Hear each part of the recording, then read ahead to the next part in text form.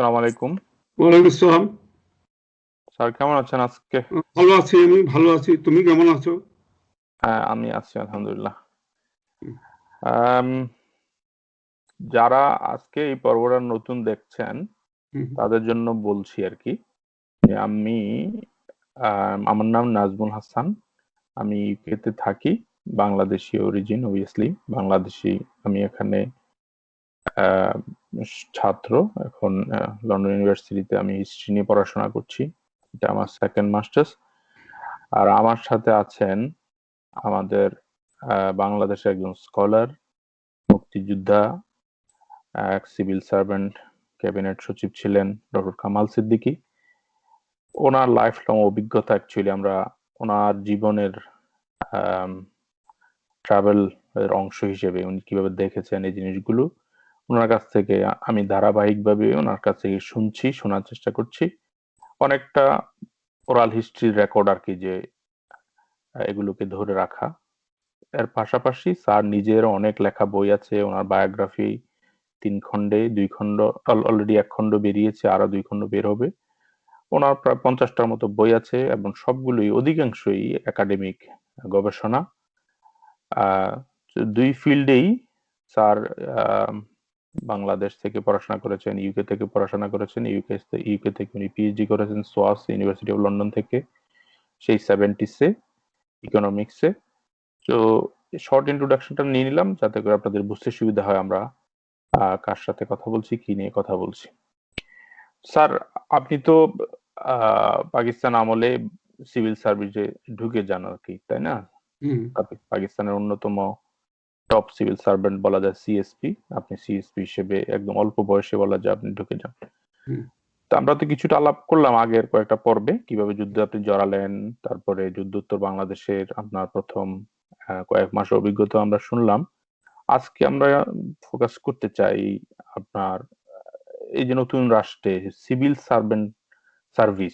সার্ভিসকে কিভাবে আপনারা রিস্ট্রাকচার করলেন বা কি অভিজ্ঞতার ভিতর দিয়ে গেলেন, কি অর্জন, কি ধরনের ভুল ত্রুটি হলো, এতদিন পরে আপনি সেটা একটা রিফ্লেক্ট করার চেষ্টা করতে পারবেন, রিফ্লেক্ট করছেন যে কোথায় কোথায় ভালো হলো, কোথায় খারাপ হলো, ভুল হলো, যাতে করে আমরা অবভিয়াসলি আপনার অভিজ্ঞতা থেকে আমরা একটা লেসন যারাই আপনার এই ভিডিওটা পরবর্তীতে দেখবে তারা যাতে কিছু শিখে। তো আপনি শুরু করেন স্যার এইভাবে যে আপনি জানেন অবভিয়াসলি যে পাকিস্তান আমলে দুইটা সিভিল সার্ভিসের মোটা দাগে দুইটা ভাগ ছিল। একটা হলো সেন্ট্রাল গভর্নমেন্টের একটা রিক্রুটমেন্ট সরাসরি, যেটা আপনারা সিএসপি, আর একটা হলো প্রভিন্সিয়াল গভর্নমেন্টের, রাইট? প্রভিন্সিয়াল গভর্নমেন্টের এটা। এখন বাংলাদেশ আমলে আপনারা এই দুইটাকে কিভাবে অ্যাকোমোডেট করা হলো আর কিভাবে মানে কি হলো এটা আর কি বাংলাদেশ আমলে? আচ্ছা, আমি যে উত্তর দিচ্ছি এইভাবে যে তোমার প্রথম প্রশ্নটার উত্তর দিয়ে প্রথম কথা যে 2 ধরনের সার্ভিস ছিল পাকিস্তান আমলে। একটা হলো সেন্ট্রাল সার্ভিসেস, আরটা হলো প্রভিন্সিয়াল সার্ভিসেস। যেমন এই সেন্ট্রাল সার্ভিসও অনেকগুলা ভাগে বিভক্ত ছিল। সবচেয়ে মধ্যে এই টপে ছিল CSP, civil service of Pakistan. তারপরে ছিল পাকিস্তান ফরেন সার্ভিস, তারপরে ছিল the police service of Pakistan PSP, তারপরে তোমার ছিল দি ফাইন্যান্স সার্ভিসেস। কতগুলা ফাইন্যান্স সার্ভিস ছিল, ধরো এই যে অডিট এন্ড অ্যাকাউন্ট সার্ভিস, তারপরে তোমার ছিল ট্যাক্সেশন সার্ভিস, কেমন, তারপরে একটা হলো তোমার customs and audit custom service. এই ধরনের মিলে অনেকগুলা মানে ফাইন্যান্স সার্ভিস ছিল।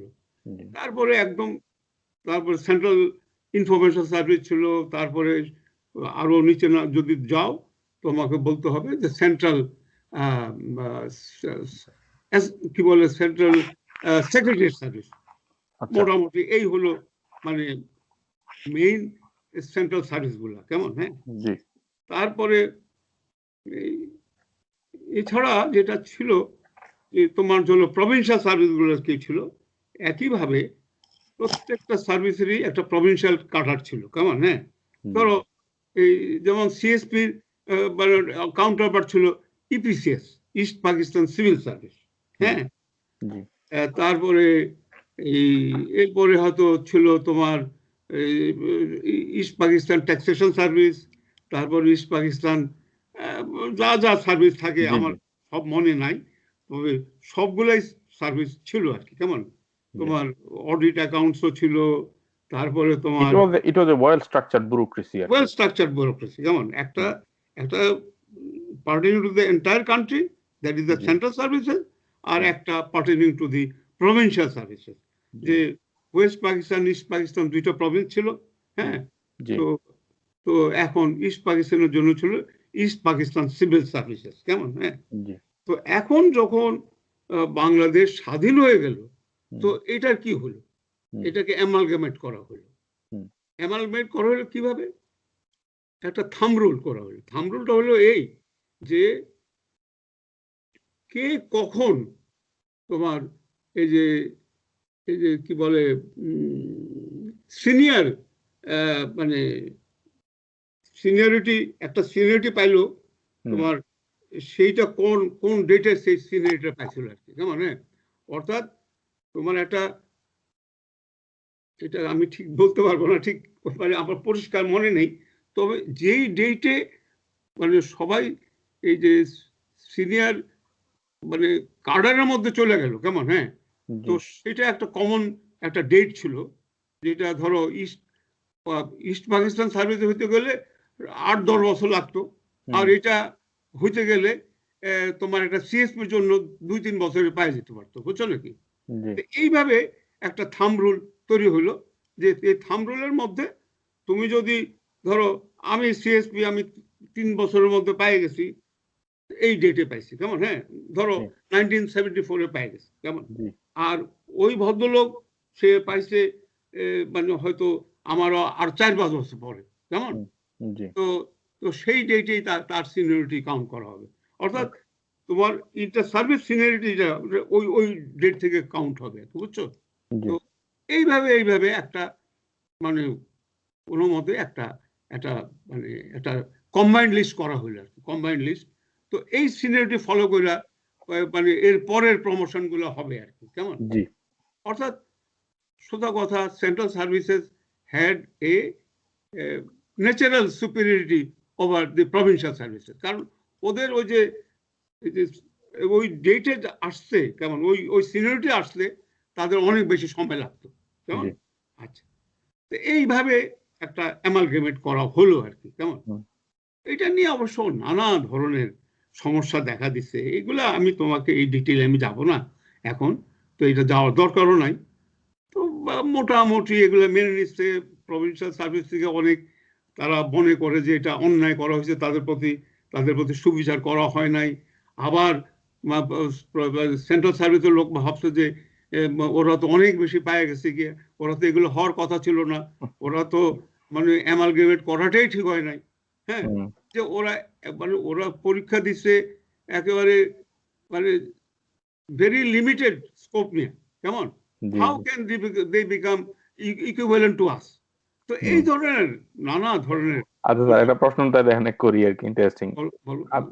এইটা একটা হুম, প্রশ্ন তো একটা ক্লাসের হুম, জায়গা থেকে যদি দেখি আপনি যেটা হুম, বললেন বলো বলো।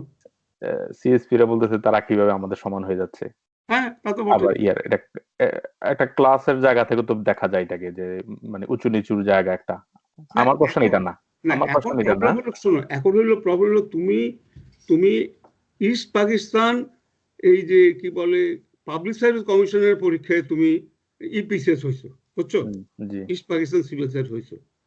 আর আমি হয়েছি সেন্ট্রাল গভর্নমেন্ট সেন্ট্রাল গভর্নমেন্টের সেন্ট্রাল যে কি বলে যে পাবলিক সার্ভিস কমিশনের। কেমন, হ্যাঁ, জি ফেডারেল পাবলিক সার্ভিস কমিশনের পরীক্ষায়।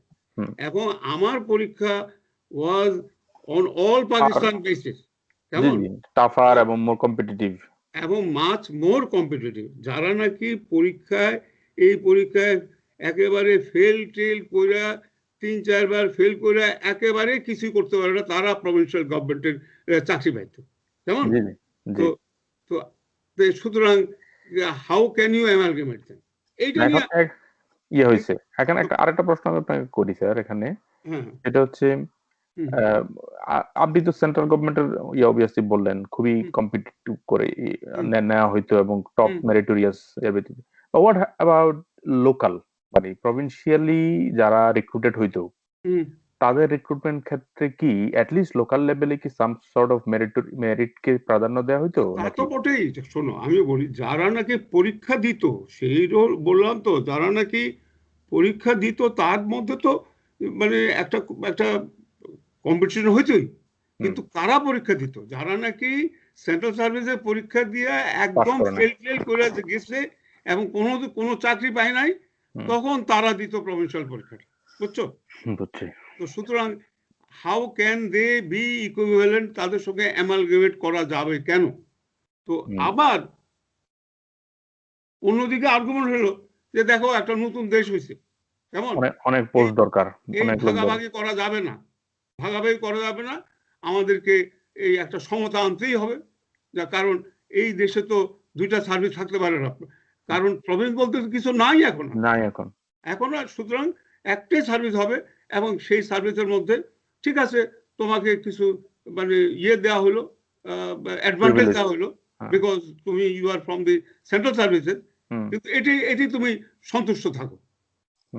এইভাবে আর্গুমেন্ট করা হলো শুধু, এবং কারণ এটা তো মানে it was implemented, it was a necessity in fact. এটা নিয়ে কোনো তর্ক হয় নাই, কেমন, মানে এটা তো নেসেসিটি।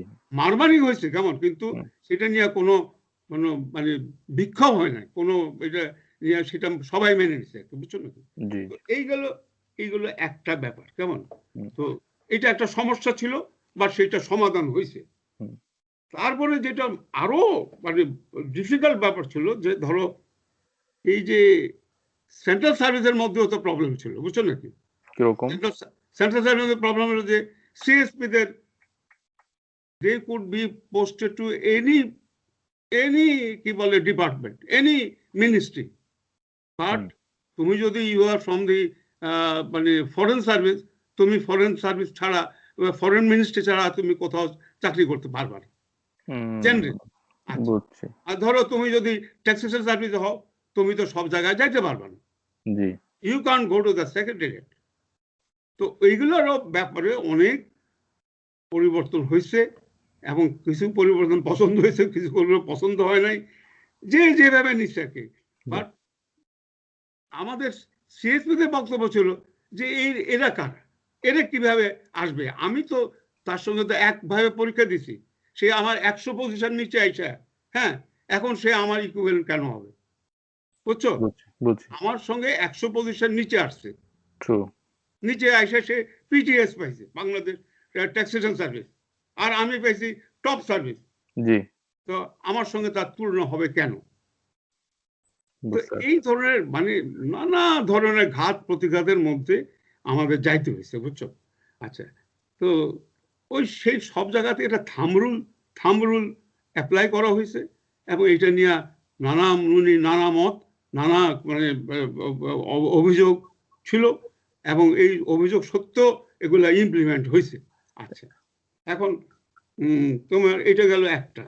আরেকটা প্রবলেম ছিল যে 2 বছরের সিনিয়রিটি, এটা একটা খুবই ইম্পর্টেন্ট কথা বলতেছি আমি, কেমন, যে যারা মুক্তিযুদ্ধ করছে they were given 2 years antedated seniority, কেমন। তো এখন এটা নিয়েও তো সমস্যা ছিল। এখন সিএসপির ভিতরে আপনি এর আগে আলোচনা বলছিলেন, মনে হয় 12 থেকে 14 জনের মতো সিএসপি গেছে। আমি শোনো, ওদের কথা বলছি না শুধু, তুমি ধরো you have join the army, কেমন, তুমি আর্মিতে তুমি মেজর, এখন তোমার পাকিস্তান থেকে চলে আসছে, বহু লোক চলে আসছে, কেমন, তারাও তো জয়েন করবে আর্মিতে। এখন তুমি যখন নাকি এই যে এদেরকে যারা মুক্তিযুদ্ধ করছে, তারা অনেকে পাকিস্তান থেকে এসে মুক্তিযুদ্ধ করছে, বুঝছো নাকি? অনেকে আসে নাই, দে রিমেইন ইন পাকিস্তান। অধিকাংশই আসে না, ইনফ্যাক্ট অধিকাংশ আসে না, 90% আসে না, 99% আসে না, 1% চলে আসছে।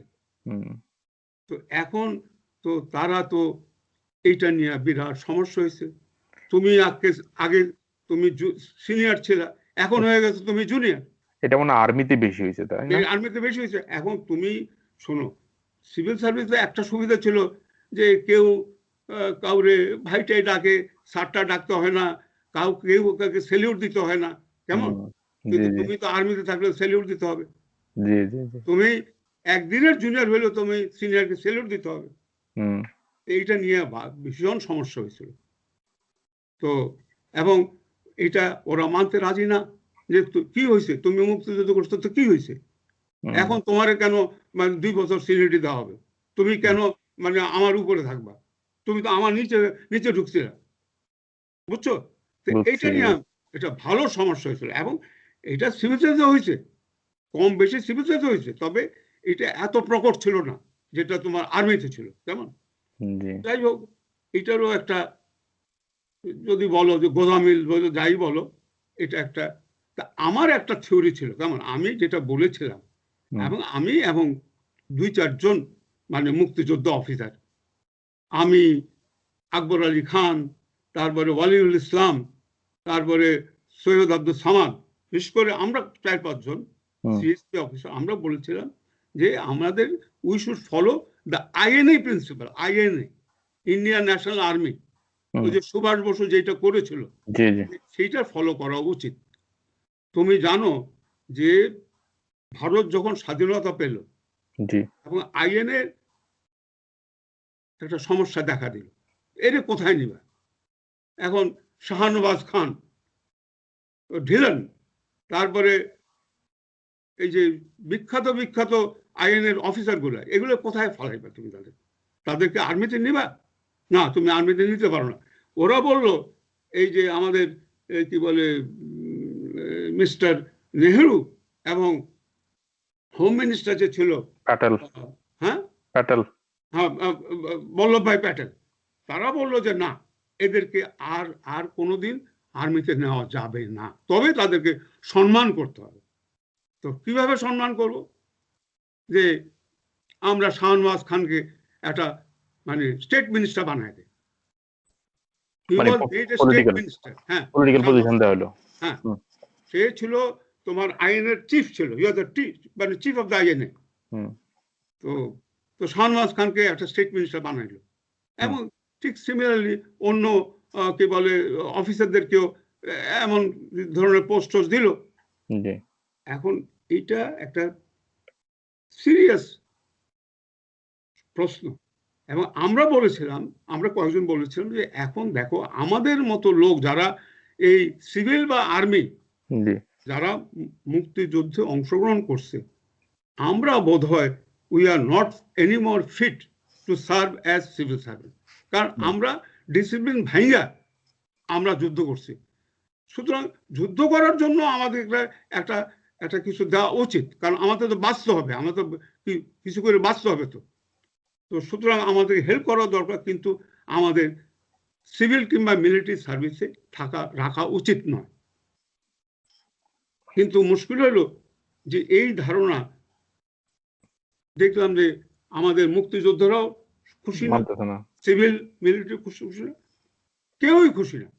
হুম আমরা বলেছিলাম যে দেখেন, এদেরকে অপশন দেন যে তোমরা কি করতে চাও, তোমরা একটা ওপেন প্রফেশনে চলে যাও, হুম কিন্তু তোমরা তোমরা গভর্নমেন্ট সার্ভিসে থাকো না, হুম সিভিল অর মিলিটারি এটার মধ্যে থাকা উচিত না তোমাদের। জি কিন্তু যে যেমন আমার ইচ্ছা ছিল যে ঠিক আছে, যদি আমাদের লেখাপড়া করতে দেয়, আমাদের যদি একটা স্কলারশিপ দিয়ে দেয়, আমরা তো বেশি কিছু লোক না, আমরা 12-13 জন মাত্র এই ধরনের, বা জি, জি। কেউ যদি মানে তোমার মানে কি বলে এই ব্যবসা বাণিজ্য করতে চায়, বা কেউ যদি ল প্রফেশন যেতে চায়, কেমন এই ধরনের ওপেন প্রফেশনে এদেরকে যাওয়ার জন্য তাদেরকে হেল্প করা দরকার। কিন্তু স্যার এখানে তো আরেকটা কথা থেকে যায় না, আপনাদের অভিজ্ঞতা, সিএসপি দের যে অভিজ্ঞতা, রাষ্ট্র চালানোর যে অভিজ্ঞতা, আপনারা তো you are train to rule basically whole Pakistan. না, দ্যাটস ট্রু, আই এগ্রি, কিন্তু আপনাদের এই অভিজ্ঞতা ছাড়া কি দেশটার দাঁড়াইতো? কথা হলো যে আমরা তো 12-13 জন ছিলাম।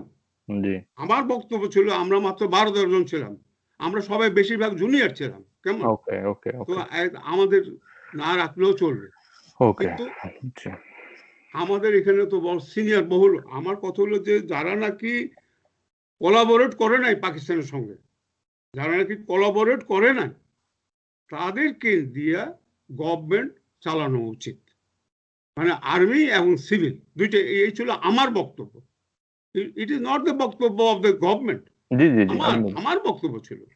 এবং আমার মতো কয়েকজন এই সিএসপি অফিসার যাদের নাম বললাম তাদেরও একই অবস্থান ছিল যে যে আমরা কিছুতে আর সিভিল সার্ভিসে বা মিলিটারি সার্ভিসে থাকা উচিত না।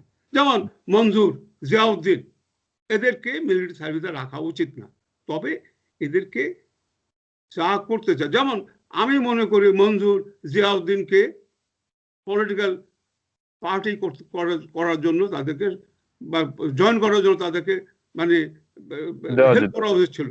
কারণ তারা যে মিলিটারি সার্ভিসের যে ডিসিপ্লিন সেটা ভাঙা তারা মানে মানে পাকিস্তানের বিরুদ্ধে লড়াই করছে। এটা তো আপনি শুধু এই দুজন কেন, সব আমি বলতেছি, নাম বলতেছি, একটা এক্সাম্পল বলছি, কোনো আমি তো ওদের চিনি বলি, কারণ ওরা তো স্কুলের ছাত্র, সেই জন্য বলছি কি। কিন্তু I mean all the military officer, I mean all the civil service officer. এখন আপনি এই কথাটা কি এই কারণে বলতেছেন বিকজ এই জিনিসগুলো নিয়ে পরবর্তীতে খুবই ব্লাডি এই ইনসিডেন্ট, মানে বললো তো এটা নিয়ে ভীষণ রকমের তর্ক বিতর্ক এবং অত্যন্ত কাদা ছড়াছড়ি হয়েছে, এবং এতে করে অনেক ব্যাড ব্লাড সৃষ্টি হয়েছে, এবং মানে তাতে করে যে এবং এই যে বিভেদ একটা সৃষ্টি হইলো, সেই বিভেদ কিন্তু কোনো সময় যায় না, বুঝছো? বুঝছি। তো it had to be there till the last day of our life. তো আমি সেটা বলেছিলাম, কিন্তু আমার কথা কেউ শোনে নাই। বিশেষ করে মানে এই যে মুক্তি যোদ্ধা সিভিল অফিসার গুলো, যেমন ধরো এই তৌফিক ইমাম একজন বলতে পারি, আরো আমি নাম বলতে চাই না, বহু লোক মনে আছে, যারা they were very greedy, hungry, যে না আমরা কেন পাবো না, আমরা সবকিছু পাবো, আমরা মুক্তিযুদ্ধ করছি, এটা আমাদের বাপের সম্পত্তি, সোজা কথা। এখন আমি কিন্তু এই ধারণা পোষণ করি নাই, এবং আমার মতো আকবর আলী খান, আমি মানে আর্মির কথা বলতে পারবো, কারণ আর্মির সঙ্গে আমার খুব একটা যোগাযোগ কোনো কালই ছিল না, আমি তা জানতাম না তারা কি করতেছে কি ভাবতেছে। কিন্তু আমার ধারণা যে আর্মির বেশিরভাগ অফিসারও ওই আমাদের সিভিল অফিসারের মতো, মুক্তিযোদ্ধা সিভিল অফিসারের মতো একই ভাবলো, না না আমরা থাকবো, আমরা চালাবো, এই সমস্ত ভাব ছিল। কেমন? আমি মনে করি যে এটা ভালো ছিল না। আমাদের উচিত ছিল যে আইএনএর মতো, যেভাবে আইএনএর লোকজনকে নেওয়া হলো। আপনি আরেকটু দুই একটা উদাহরণ যদি আমরা মনে থাকে যে আপনি কেন এটা মনে করছেন, অ্যাটলিস্ট সিভিল সার্ভিস, যে এটার ফলে কি ধরনের ক্ষতি হয়েছে, কি ধরনের রেশারেশি হয়েছে, এরকম দুই একটা। যেমন ধরো আমি তোমাকে বলি যে যখন আমি খুলনাতে জয়েন করলাম, তুমি বলো তা আমার এডিসি কারা বা এডিসি লেভেলের অফিসার কারা? চৌধুরী শফি সামি, সে আমার এডিসি রেভিনিউ, আমি তার ডিসি, সে আমার 2 বছর সিনিয়র, সে 66 ব্যাচের, আমি 68 ব্যাচের, সে আমাকে ডাইরেক্টলি অর্ডার নিতে হয়। আমি তাকে ভদ্রতা কাজে স্যার ডাকতাম, তো সে তো আমাকে স্যার ডাকতে বাধ্য। বুঝছি।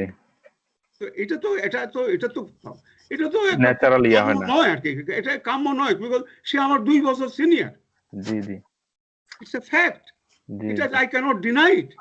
জি, আমি চাইছিলাম যে এটা ঠিক না যে 66 ব্যাচের লোক আমার আন্ডারে কেন এডিসি থাকবে। এবং এমনকি আমি চেষ্টা করেছি তাদেরকে, যাতে করে তাদের মানে পোস্টিং অর্ডার দেওয়া যায়, তদবির করে পোস্টিং অর্ডার দিয়ে তারে ওই ফরেন মিনিস্ট্রি পাঠিয়ে দিচ্ছে। যেমন I sent to the foreign ministry, সেই ফরেন মিনিস্ট্রি তো রয়ে গেল। কেমন? যেমন জালালউদ্দিন, AKM জালালউদ্দিন, সে মিউনিসিপ্যালিটির কি বলে chairman, from the civil service থেকে ওই মিউনিসিপ্যালিটির চেয়ারম্যান করা হইতো কিন্তু ইন দোজ ডেজ। সেও আমার এডিসি, তার আমি কন্ট্রোলিং অফিসার, ডিসি হিসেবে আমি তার কন্ট্রোলিং অফিসার। সে আমার স্যার ডাকে, কিন্তু সে তো আমার 2 বছরের সিনিয়র। আমি এগুলা একদম পছন্দ করি নাই, কারণ আমি মানে আমি একটা মানে সিভিল সার্ভেন্টের ছেলে, আমি তো এগুলো জানি এই সম্বন্ধে। কারণ এটা কিন্তু it creates bad blood, it creates মানে রেশারেশি, ইট ক্রিয়েটস এনিমিটি, যেগুলো কোনো কালেও যাবে না। কিন্তু আমি আর্মির ভিতরে এটা খুবই ভয়ানক হয়েছে আর কি, যেটা পরবর্তীতে এদের ভিতরে, সেটাই তো বলতেছি যে এটা একটা বিরাট সিরিয়াস প্রবলেম ছিল। এবং আমি বলেছিলাম, কিন্তু আমার কথা শুনে না। এমন কি আমার সঙ্গে, আমার পরিষ্কার মনে আছে, ক্যাবিনেট সেক্রেটারি ছিল তৌফিক ইমাম। হুম, আমি তাকে বলেছিলাম যে স্যার আপনি নিজের থেকেই বলা উচিত যে আপনি ক্যাবিনেট সেক্রেটারি থাকবেন না, কারণ আপনার অনেক সিনিয়ররা আছে, তারা আপনার ক্যাবিনেট সেক্রেটারি হবে। যদি তাদের চাকরি থেকে না বাইর করে দেন, they will first become cabinet secretary. আপনি কেন ক্যাবিনেট সেক্রেটারি থাকবেন? সে আমাকে আমার উপরে ভীষণ রেগে গেল। He was very angry with me, এবং সে আমাকে তার রুম থেকে আমাকে বের করে দিল। এই যে জ্বালানি উপদেষ্টা হ্যাঁ, বর্তমান জানানো সরকার। ছিল যে তৌফিক, না ওটা হলো তৌফিক ইলাহি চৌধুরী, ওকে, আমি বলছি তৌফিক ইমাম। ও আচ্ছা, রাজনৈতিক সচিব, রাজনৈতিক উপদেষ্টা নাকি যেন। উপদেষ্টা ছিল যে, হ্যাঁ। জি জি, তো ওই ওই ওই ওই ওই লোকটাকে তো আমি বলেছিলাম, বুঝছি। সেই জন্য তার সঙ্গে আমার চিরশত্রুতা হয়ে গেল। উম, যাই হোক, আমাদের আচ্ছা স্যার, এইটা আপনি বলছিলেন আর আগের আলোচনায়, এইটা কি ওই যে হুম, মুজিবনগর সরকারকে প্রেসিডেন্স দেওয়ার কারণে হুম, এই লোকগুলোকে অটোমেটিকলি এই পজিশন এবং সিনিয়রিটি দিতে হয়েছে বিকজ হুম। দে আর মুক্তিযোদ্ধা, রাইট? হ্যাঁ, না, কারণ হচ্ছে কি, ওই যে আমাদেরকে দিছিল এই জন্য যে আমার পিঠে মুক্তিযুদ্ধের সিল আছে, স্টিল আছে। তো সুতরাং আমার কথা মানবে, জনগণ আমার কথা মানবে। They will not accept the writ of যারা মুক্তিযুদ্ধ করে নাই। কারণ তুমি মুক্তিযুদ্ধ করো না, তখন তো তুমি একেবারে very suspect character in the eyes of the people. জি জি, তুমি মানে পাকিস্তানিদের দালালি করছো, এই হবে তোমার বিরুদ্ধে পারসেপশন। হয়তো তুমি করো নাই, কিন্তু লোকে ভাববে যে তুমি করছো। জি জি, তুমি না 71 ভাববে সালের কি মেজরিটি 71 আপনারা। সালের ব্যাপারটা বুঝতে হবে তোমাকে। জি, 71 সালের যে কি ব্যাপার হয়েছিল বাংলাদেশে, এটা যদি তুমি না বুঝো, এগুলো তুমি কিছুই বুঝবে না। না আন্ডারস্ট্যান্ড, আমি এগ্রি। এখন আপনারা মাত্র 184 জন বা 85 জনের ভিতরে 184 মধ্যে মাত্র 12-13 জন আমরা ওই পারে গেছি। তো মাত্র তাহলে পুরা 98% তো বলা যায় যে আপনার হ্যাঁ, তো সেই জন্য তো বলছি, সেই জন্য তো আমি বলেছিলাম যে কোলাবোরেট আমাদের করতে বা ছিল দেখতে। আমাদের কোনো উচিত হয় নাই। আমার মতে 2 বছরের সিনিয়রিটি দেওয়াটা অন্যায় হয়েছিল, এবং এবং আমাদেরকে 2 বছর সিনিয়রিটি দেওয়া উচিত হয় নাই, এবং আমাদেরকে বলা উচিত ছিল তোমরা বেরিয়ে যাও গিয়া, we will help you to go into open profession. যেমন লিগ্যাল প্রফেশন যাও, তুমি ইউনিভার্সিটির টিচার হয়ে যাও, অবটেন এ পিএইচডি। একটা পিএইচডি করার জন্য তোমাকে আমি স্কলারশিপ দেবো, তুমি স্কলারশিপ না চলে যাও, কিন্তু তুমি সরকারি চাকরি আর আর করবে। এটা তো একটা রাষ্ট্রনায়কোচিত ভূমিকা রাখার দরকার, এখন যারা সেটা রাষ্ট্রের। সেটা আমার মতে, যদি তাজউদ্দিন সাহেব যদি মানে বাংলাদেশের প্রাইম মিনিস্টার হতেন, তাহলে বোধহয় এটা হইতো। কিন্তু যিনি হইলেন, তো ওনার তো মানে এই বুদ্ধি বিবেচনা ওনার ছিল না। এখন তো সুতরাং যা হওয়ার তাই হয়েছে। শুধু কি ওনাকে ইয়ে করা যায়? এখানে আপনার সিভি স্ট্রাকচার রিস্ট্রাকচারিং তো অবশ্যই আপনার সিনিয়র সিএসপি দের মাধ্যমে হয়েছে। তাদের ভিতরে কারা তারপরে ছিল? যেটা হয়েছে না, এই তো বললাম যে মুক্তিযুদ্ধ অফিসাররা তারা তো সাংঘাতিক ভাবে ম্যানিপুলেট করছে। উম, আমি আমি তো বলবো এই কথা।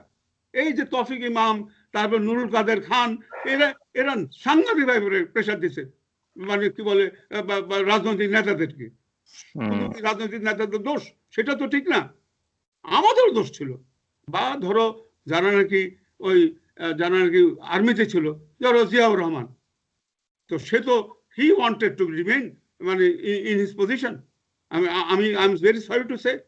অফ কোর্স সে হ্যাঁ, তো ইয়া হইতে চাইছিল। এখন সবাই তো, আমি তো তাদের সম্বন্ধে ভালো করে জানি না, বিকজ আমি তাদের সঙ্গে কোন সময় মেলামেশা করি নাই, কিন্তু I assume that they also wanted, like the civil service, কি বলে, মুক্তিযুদ্ধ অফিসার, তারাও চাইছে যে না, আমাদের মানে ইম্পর্টেন্ট জায়গা দিতে হবে।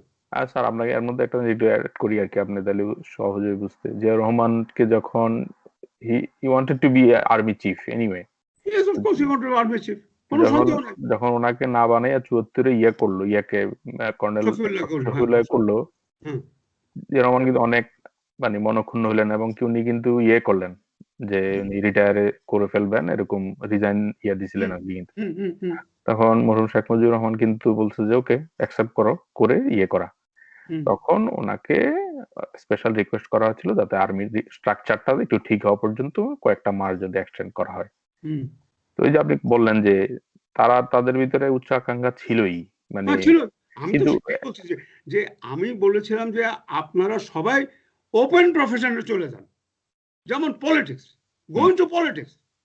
আজকে যদি পলিটিক্সে যদি জিয়াউর রহমান যদি ওই 72 সালে চলে যেত, যে তুমি অনেক হয়েছে, তুমি অনেক ভালো কাজ করছো, তোমাকে বীর উত্তম দিয়ে দেওয়া হলো, সবকিছু দেওয়া হলো, কিন্তু তুমি আর কোনোদিন আর সরকারি চাকরি থাকতে পারবা না, তুমি দয়া করে এখন পলিটিক্সে চলে যাও, বা তুমি যে কোনো জায়গায় যেতে চাও, আমরা তোমাকে হেল্প করবো, will help you, the state will help you. যেমন আমি কামাল সিদ্দিকী, আমি কোনোদিন পলিটিক্স করতে চাইনি, আমি চাইছিলাম স্কলার হইতে, কারণ আমি আমার বাবাকেও বলেছিলাম যে আব্বা আমি সিভিল সার্ভিস পরীক্ষা দেবো না, আমি হতে চাই না, আমি লেখাপড়া করতে চাই, তো করতে পারিনি। তো এখন আমি চাইছিলাম যে বাংলাদেশ স্বাধীন হয়েছে, এখন আমি আস্তে আস্তে মানে পিএইচডি করে আমি ইউনিভার্সিটি টিচার হয়ে যাবো, বাস। বুঝছি স্যার, আপনি যেহেতু একটা প্রশ্ন এখানে আনলেন, এই যে খেতাবের প্রশ্নটা বীর উত্তম, এটা যদি আলোচনাতে আমরা তো একটু দূরে চলে যাবো, সংক্ষেপে যদি আপনার কিছু বলার থাকে আর কি, আমি জানার জন্য। আমার কথা হলো যে এইসব খেতাবগুলো যেটা হয়েছে না, খেতাবগুলো, হ্যাঁ আমি প্রশ্নটা একটু করে নি স্যার, আপনি আমাকে একটু কাইন্ডলি বলেন, এই খেতাবগুলো শুধু আর্মি অথবা ইপিএস বা কি যেন বলে, মানে বিডিআর এর বা এই লোকগুলোকেই কেন দেয়া হলো? সেটাই তো হলো যে তোমার যে মানে আমি তো আগে আবারও বলবো যে যদি তোমার যারা নাকি এই নেতৃত্ব দিছিল বাংলাদেশ স্বাধীনতা যুদ্ধে, যে মুক্তি মানে পলিটিক্যাল লিডারশিপ দিছিল, যারা অ্যাকচুয়ালি দিছিল আর কি, যারা নাকি পাকিস্তানে গিয়ে সারেন্ডার করে নাই, তাদের মধ্যে সবচেয়ে এবেল লোক ছিল মিস্টার তাজউদ্দিন আহমেদ, কেমন এবেলেস্ট অফ দ্য অল।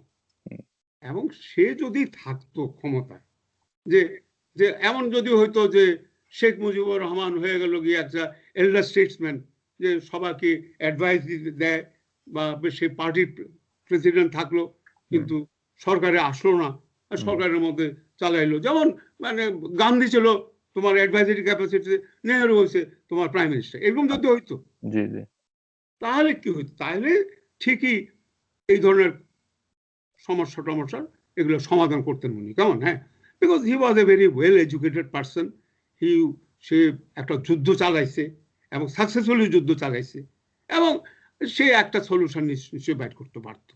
কিন্তু এখন তার তো কোনো লোকাল স্ট্যান্ডার্ড ছিল না, তার বিরুদ্ধে প্রচুর লোক অপোজিশন করতো উইদিন আওয়ামী লীগ, একেবারে মানে, কারণ তার সম্বন্ধে রটনা হলো যে সে একটু বামপন্থী লোক ছিল, এবং অনেকে বলে সে কমিউনিস্ট পার্টির লোক ছিল, সে নাকি তাকে নাকি প্ল্যান করা হয়েছে আওয়ামী লীগে, এই ধরনের অভিযোগ দেওয়া হয়েছে তার বিরুদ্ধে। আমি জানি না এই সম্বন্ধে, আমি কোন সময় পড়াশোনা করি না। এটা ওই যে আপনার তো তোহা নামে একজন ছিলেন না,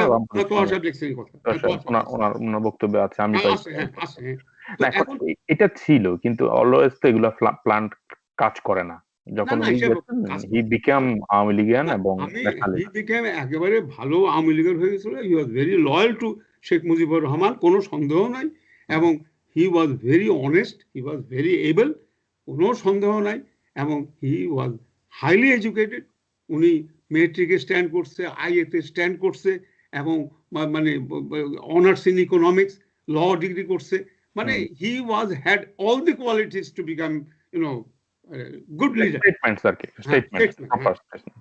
তো উনি যদি থাকতেন তাহলে হয়তো এরকম একটা কিছু হইতো, যে আমরা মানে এইসব 2 ইয়ার সিনিয়রিটি দিব না, আমরা মানে এদেরকে ওপেন প্রফেশন নিয়ে যাব, এবং তাদেরকে বিশেষ করে আমি মনে করি যে আর্মির কতগুলা অফিসারকে সিরিয়াসলি পলিটিক্সে ঢুকে দেওয়া হচ্ছিল, they should have become minister, state minister বানায় দাও, ধরো Ziaur Rahman become state minister, তারপরে মঞ্জুরকে একটা স্টেট মিনিস্টার বানায় দিল, এই ধরনের কিছু করে দিত, তাহলে বরং দেশের জন্য খুব মঙ্গল হতো।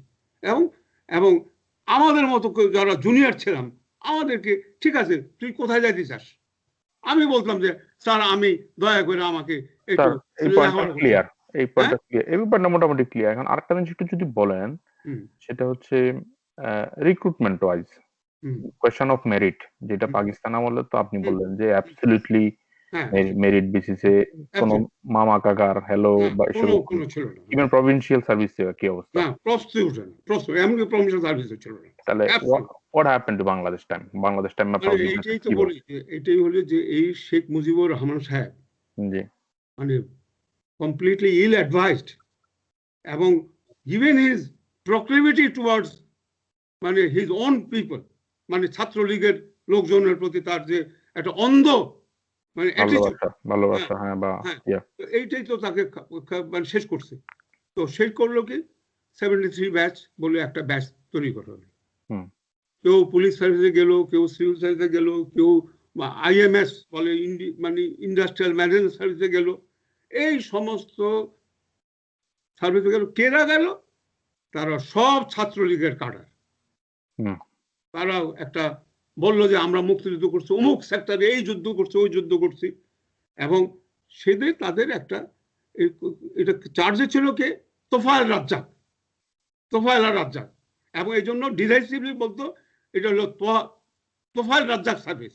সার্ভিস হ্যাঁ ওইটা এখন এই ধরনের প্রায় 6,000 7,000 লোক তারা ঢুকাই দিল, মানে একটা দিস ব্লাডি কি বলে এই ইয়ের কি বলে ইন্টারভিউ দিয়ে, হুম ইন্টারভিউ ধরো বারবার ইন্টারভিউ, হ্যাঁ তোমাকে, তুমি বিসিএস অ্যাডমিনিস্ট্রেশন, তুমি বিসিএস, আমি তাদের অনেকের এই যে, কারণ বিএনপি এসে তাদের প্রমোশন দিল, ফার্স্ট বিএনপি গভর্নমেন্ট যখন আসলো, তো তখন আমাকে জিজ্ঞাসা করতো যে কি করা হচ্ছে। আমি বললাম দেখেন এগুলো তো যদি সত্যিকার ভাবে নেন, আমি ভালো করে বুঝেছিলাম খালেদা জিয়াকে যে এরা তো একটাও ডিজার্ভ করবে না, পরীক্ষা দিয়া একটা লোকও ঢুকতে পারবে না, কারণ আমি তাদের সমস্ত এশিয়ার দেখছি, third third third third,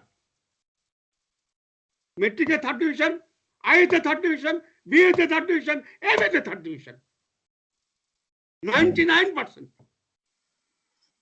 what a disaster. তো এরকম 6,000 লোক যদি ঢুকে যায়, এবং এর মধ্যে একটা হচ্ছে চিফ ইলেকশন কমিশনার, যে নাকি তাকে পরে দিয়া এই অসৎ উপায় করার জন্য তাকে চাকরি থেকে বাইর করে দেওয়া হলো। এই যে বর্তমান বর্তমান চিফ ইলেকশন কমিশনার, এটা তো সবই third third third third third third. Nurul Huda. এই ধরনের মানে জঘন্য জঘন্য লোককে এই সার্ভিসে না আসুন।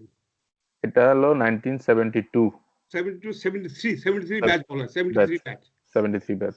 তো এখন তখন মানে শেখ মুজিবুর রহমান জীবিত, এবং তোফায়েল রাজ্জাকের মাধ্যমে এই লোকগুলাকে নেওয়া হয়েছে, নো পরীক্ষা।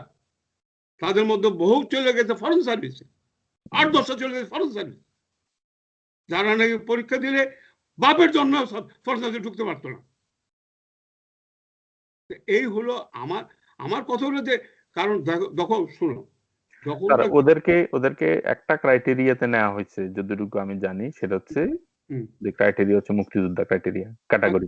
আচ্ছা তুমি মুক্তিযোদ্ধা, সেটা তুমি আমাকে বলো, আমি তো ওদের অনেককে চিনি, কেমন এরা মুক্তিযুদ্ধের ত্রিসীমানাও যায় না। এবং সবচেয়ে বড় কথা হলো যে সেটাই তো বলি যে মুক্তিযুদ্ধে এটা কোনো it cannot be any criteria. Criteria হলো যে তুমি রাজাকার ছেলে কেনা। আমার কথা হলো যে তুমি রাজাকার যদি থাকো তাহলে কিছুতেই আমি ঢুকতে দেবো না তোমাকে, এন্টার দ্য সিভিল সার্ভিস। ওকে, যেমন অনেকেই কি বলে এই যে কি বলে পরে ঢুকছে জামাত কাডার হিসাবে, কেমন এরা রাজাকার ছিল, বুঝছো? জি জি, তো রাজাকার ছিল, তো আমি রাজাকার ঢুকাবো না, কিন্তু আমি তথাকথিত মুক্তিযুদ্ধ ঢুকাবো না। যদি তারা মেরিটোরিয়াস ছিল না সেটা তো আমি জানি না। জি, তো তোমাকে আমি এইভাবে তোমাকে তো মুক্তিযোদ্ধা ঢাওয়া ভাবে তুমি মুক্তিযুদ্ধ হইতে পারো না, কারণ আমি তো তাদের অনেকগুলোকে চিনি যারা মুক্তিযুদ্ধের মানে মানে কাছে দ্বারাও ছিল না। তা এখন আপনি আমার কথা হলো যে তুমি যখন করবা অ্যাপ্লিকেশন করবা, তো তোমার পুলিশ ভেরিফিকেশন হবে, পুলিশ ভেরিফিকেশন যদি বলে যে তুমি রাজাকার ছিলা, তোমার পরীক্ষায় আমি নিব না, পরীক্ষায় তুমি ফার্স্ট হইলেও তোমাকে আমি নিব না, কেমন? তো যদি other then that this cannot be any criteria, আমি মুক্তিযুদ্ধ করছি আমি একদম মানে বড় অফিসার হয়ে যাবো, এটা হইতে পারে না। তো আমার কথা হলো যে তুমি যদি সেইভাবে পরীক্ষা দিয়ে আসতা, তাহলে বাংলাদেশে এই মানে এই যে এই ডিস্ট্রাকশনটা হইতো না, ব্যুরোক্রেসির ডিস্ট্রাকশন। অর্থাৎ তুমি যদি একটা বোগাস পরীক্ষা না দিয়ে ভিতর ঢুকে থাকো, তুমি সারা জীবন এটা করবা, তুমি কোনোদিন ভালো অফিসার হইতে পারবে না। তোমাকে ট্রেনিং দেওয়া একটা মিথ্যা মানে একেবারে বোগাস ব্যাপার হবে। আমি এইসব অফিসার পাইছি যখন আমি ল্যান্ড রিফর্ম কমিশনার ছিলাম, তো এদের মধ্যে বহু লোক তখন by that time deputy secretary হয়ে গেছে, এবং বিশ্বাস করো এদের যে কোয়ালিটি আমি দেখছি, আস্তাগফিরুল্লাহ, মানে এগুলাকে মানে মানে পাতে নেওয়া যায় না এমন লোক। আপনি তো সিভিল, আমি ওই একটা বই আপনাকে বলি, আপনি জানেন কিন্তু পড়ছেন কিনা এটা, এই যে দেখেন এর পুলিশের ডায়েরি, হ্যাঁ এক পুলিশের ডায়েরি, হ্যাঁ পুলিশের ডিআইজি ছিলেন আর কি, শফিক উল্লাহ, উনি নিজে ওই ব্যাচের লোক আর কি। তো উনি মুক্তিযুদ্ধ ছিলেন, তো উনি একই মোটামুটি আপনার যে লাইনে আপনি বলছেন, উনিও বলছেন ওনার কথা যে এইভাবে পরীক্ষা দিয়ে নেওয়ার কারণে অনেক মানে ব্যাড এলিমেন্টস বা অনেক লোক তুমি যদি এরকম ছাত্র হও, মেট্রিকে থার্ড, আইএতে থার্ড, বিএতে থার্ড, এমএতে থার্ড, আমি তোমাকে আর আমি আসছি, আমি দেখো আমি অল পাকিস্তানে পরীক্ষা দিছি, বাপ চাচা কেউ ছিল না যাদের তারা সব তো হইলো ওয়েস্ট পাকিস্তানে, ফেডারেল পাবলিক সার্ভিস কমিশন, পরীক্ষা দিছি, কাউরে চিনি না, কোথাও পারবো না, পরীক্ষা দিছি, রেজাল্ট বেরিয়েছে, হ্যাঁ আমি কোয়ালিফাইড হয়েছি, কিন্তু যেহেতু আমার পুলিশ রিপোর্ট খারাপ ছিল, আমার 4 মাস পরে আমার নিছে, আমাকে সে ট্রেনিং দিছে। এই যে 73 বেসে 6000 লোক নিল, 6000 লোক, এইটাই তো সর্বনাশ করে দিয়ে গেছে। এটা তো একটা প্রেসিডেন্স তৈরি হয়ে গেছে। এর পরবর্তী গভর্নমেন্ট গুলো এরপর তো হইছে, এরপরে ইরশাদ আমার একই কাজ হইছে, জিয়া রহমান মাঝখানে, জিয়া রহমান ওই যে কি বলে পুলিশ সার্ভিসের লোকটা ঢুকাইছে, পুলিশ তোমার ওই যে কি বলে এই আর্মির অফিসার, তাদেরকে পুলিশে ঢুকাইছে, কি করে না, সেও তো করেছে। এই বিষয়ে একটু বলেন, আমি জানি না বিষয়টা। আমি তোমার বলি, ওই যে যেগুলো নাকি মানে মানে পাকিস্তান থেকে ফিরে আসলো, কেমন, হ্যাঁ অফিসার, জি, সেখান থেকে কিছু লোকজন পুলিশ থেকে প্রায় 30-40 জন, 40-50টা লোকটা ঢুকাইছে, মানে এরা একদম এএসপি বা ডিএসপি হিসাবে ঢুকছে। দেখে also said up a very bad precedence. আমি তো কেবল সব দোষ কেবল শেখ মুজিবুর রহমানকে দিব না, হোয়াট অ্যাবাউট জিয়াউর রহমান, সে কেন এগুলো ঢুকালো, এটাকে ঢুকানোর দরকার ছিল? এগুলো মনে হয় তারা যে নিজের অনুগত বাহিনী, অনুগত লোক, অফিসার তৈরি করার একটা প্রবণতা। এইসব প্রবণতাই তো। তারপরে যেটা হয়েছে তোমার ইরশাদ এসে যেটা করছে, তুমি বলো, ছি ছি ছি, আর্মির অফিসার ধৈরা তোমার ফরেন সার্ভিসে ঢুকাই দিছে, সমস্ত কর্পোরেশনের চেয়ারম্যান বানাই দিছে। এগুলা ইরশাদ করে নাই, সে আবার এই ধরনের বিসিএস ওই যে 85 না কি 85 ব্যাচ না কি ব্যাচ, সেগুলো নিল, এমনকি খালাম্মা বয়সের লোকজনকে নিয়ে নিছে, খালাম্মার বয়স লয়ে রয়েছে। তো তুমি বলো এইসব খালাম্মা দিয়া, হ্যাঁ, রাস্তা চলবে কেমনে? রাস্তা চলবে। তো এই ধরনের ইতরামি, মানে জঘন্য কীর্তি, মানে এক এক গভর্নমেন্ট আসছে, এক এক গভর্নমেন্ট করে গেছে। এখন এইটা তোমার বলি ওই কি বলে ওই ইয়েতে পাবলিক সার্ভিস কমিশনকে নষ্ট করছে, তোমার ওই যে বঙ্গবন্ধু পরিষদের লোক, এই ইউনিভার্সিটির টিচার যারা বঙ্গবন্ধু পরিষদ করে, ঠিক সিমিলারলি এই যে মানে কি বলে ইয়ে আসছে, যখন খালেদা জিয়ার আসছে তারা ঢুকেছে না ওই যে জিয়া পরিষদ। জিয়া পরিষদ। হ্যাঁ, তো এই ধরনের জিয়া পরিষদ, বঙ্গবন্ধু পরিষদ, ইরশাদের খালাম্মা ঢুকানো, তারপরে কি না হয়েছে বাংলাদেশে। এবং এর মধ্যে আমি এই দুঃখিত 2বার চেষ্টা করছি ভাইগা যেতে এখান থেকে। আমি চাকরি পাইছিলাম কিন্তু আমার দেখে দেয় নাই, আমি কি করবো বলো, আমি তো চেষ্টা করছিলাম, তো আমাকে দেয় নাই 2বার, আই ওয়াজ নট অ্যালাউড। আর একটা জিনিস ছিল কি জানো, ওই যে ট্রেনিং এর কথা বলি, শোনো এটা খুব ট্রেনিংটা ইম্পর্টেন্ট। তার 1 মিনিট, আপনি ট্রেনিং এ যাওয়ার আগে একটা জিনিস, এরশাদের এক আলোচনায় আমি কোথাও পড়তেছিলাম আর কি, বা কোথাও শুনছিলাম এরকম, ওনাকে যখন জিজ্ঞেস করে উনি কেন এটা করলেন, তো উনি বলছেন যে আর্মির ভিতরে যেহেতু বারবার কু হইতেছে, তো এখন কু ঠেকানোর একটা ফর্মুলা এখন আমাদের সিভিল সার্ভিসকে মানে বাস্টার্ডাইজ করে দেবে না।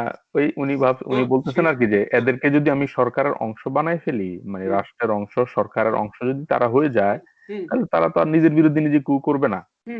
না, আমি এরকম যুক্তি দিচ্ছিল আর কি। তুমি যদি একটা ভালো ডিসিপ্লিন আর্মি করতে পারতা তাহলে কু হইতো না।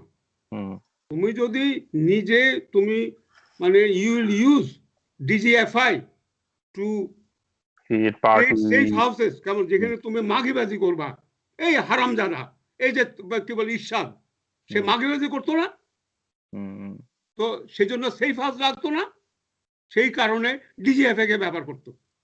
আমি তোমাকে বলতেছি যে এরা কি কি অপকর্ম করছে। তো সুতরাং সব দোষ কেবল এই মানে এক আমলে হয়েছে তা তো না, সব আমলে হয়েছে গন্ডগোল। এগুলো কিছু বলেন, এগুলো তো রেকর্ড থাকবে স্যার, কারণ আমরা অনেক থাকা তো উচিত।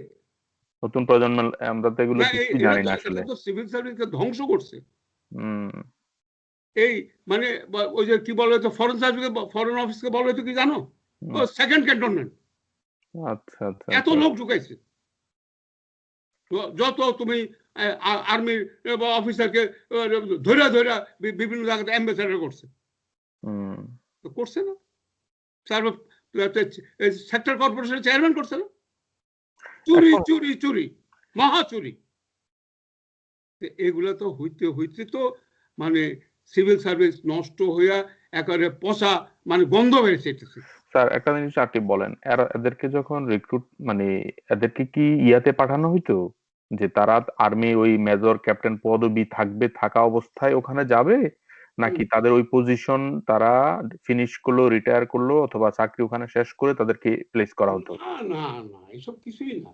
তুমি আর্মির অফিসার, একদিন তুমি তদবির করতেছো যে আমি আর থাকবো না এখানে, ঠিক আছে, তোমার অমুক কর্পোরেশন চেয়ারম্যান বানিয়ে দিলাম, তোমার এই তোমাকে সেকেন্ডেড করে দিল, এবং তুমি চলে গেলো এখানে, বাস বাস, তারপর তোমার শেষ।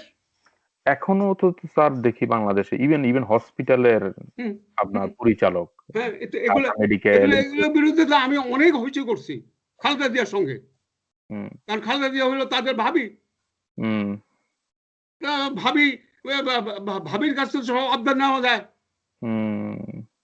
এখন তুমি প্রিজন সার্ভিসের তুমি বলো, আমি প্রিজন তো গেছি, বহুবার গেছি, কেমন গেছি, তাদের তো দুঃখের সীমা নাই। তাদের কেন তোমার এই যে ডিআইজি প্রিজন কেন একটা আর্মির অফিসার হবে?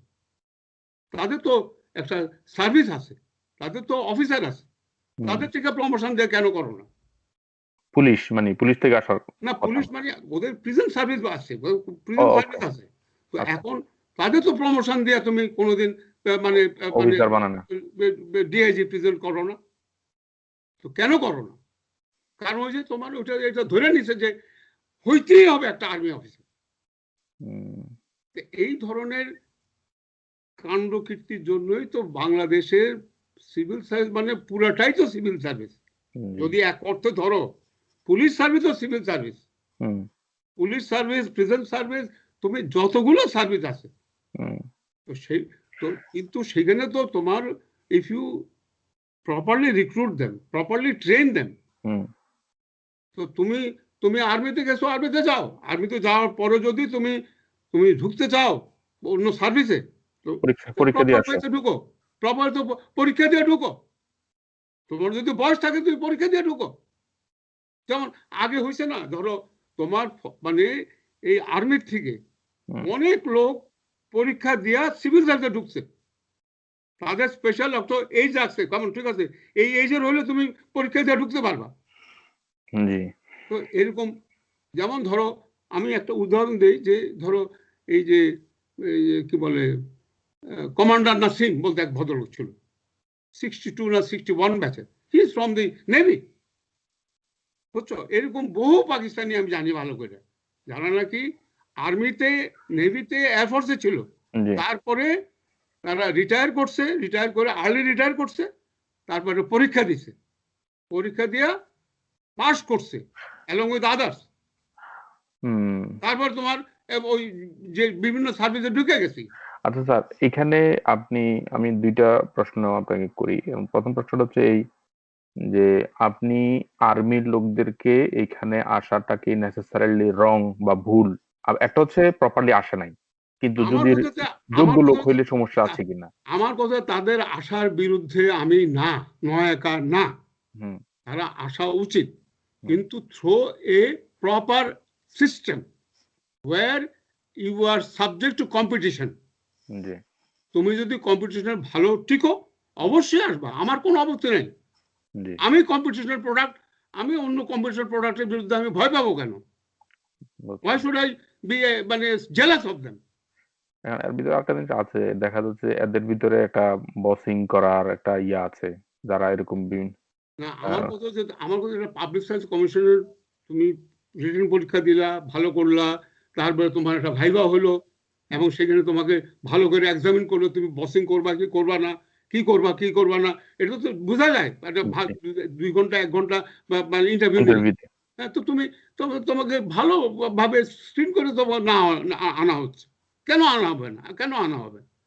কিন্তু আমার বক্তব্য হলো, তুমি মানে মেট্রিকে থার্ড, আইএতে থার্ড, বিএতে থার্ড, আমি তোমার পরীক্ষা দ্বারা লয়ে যাবো।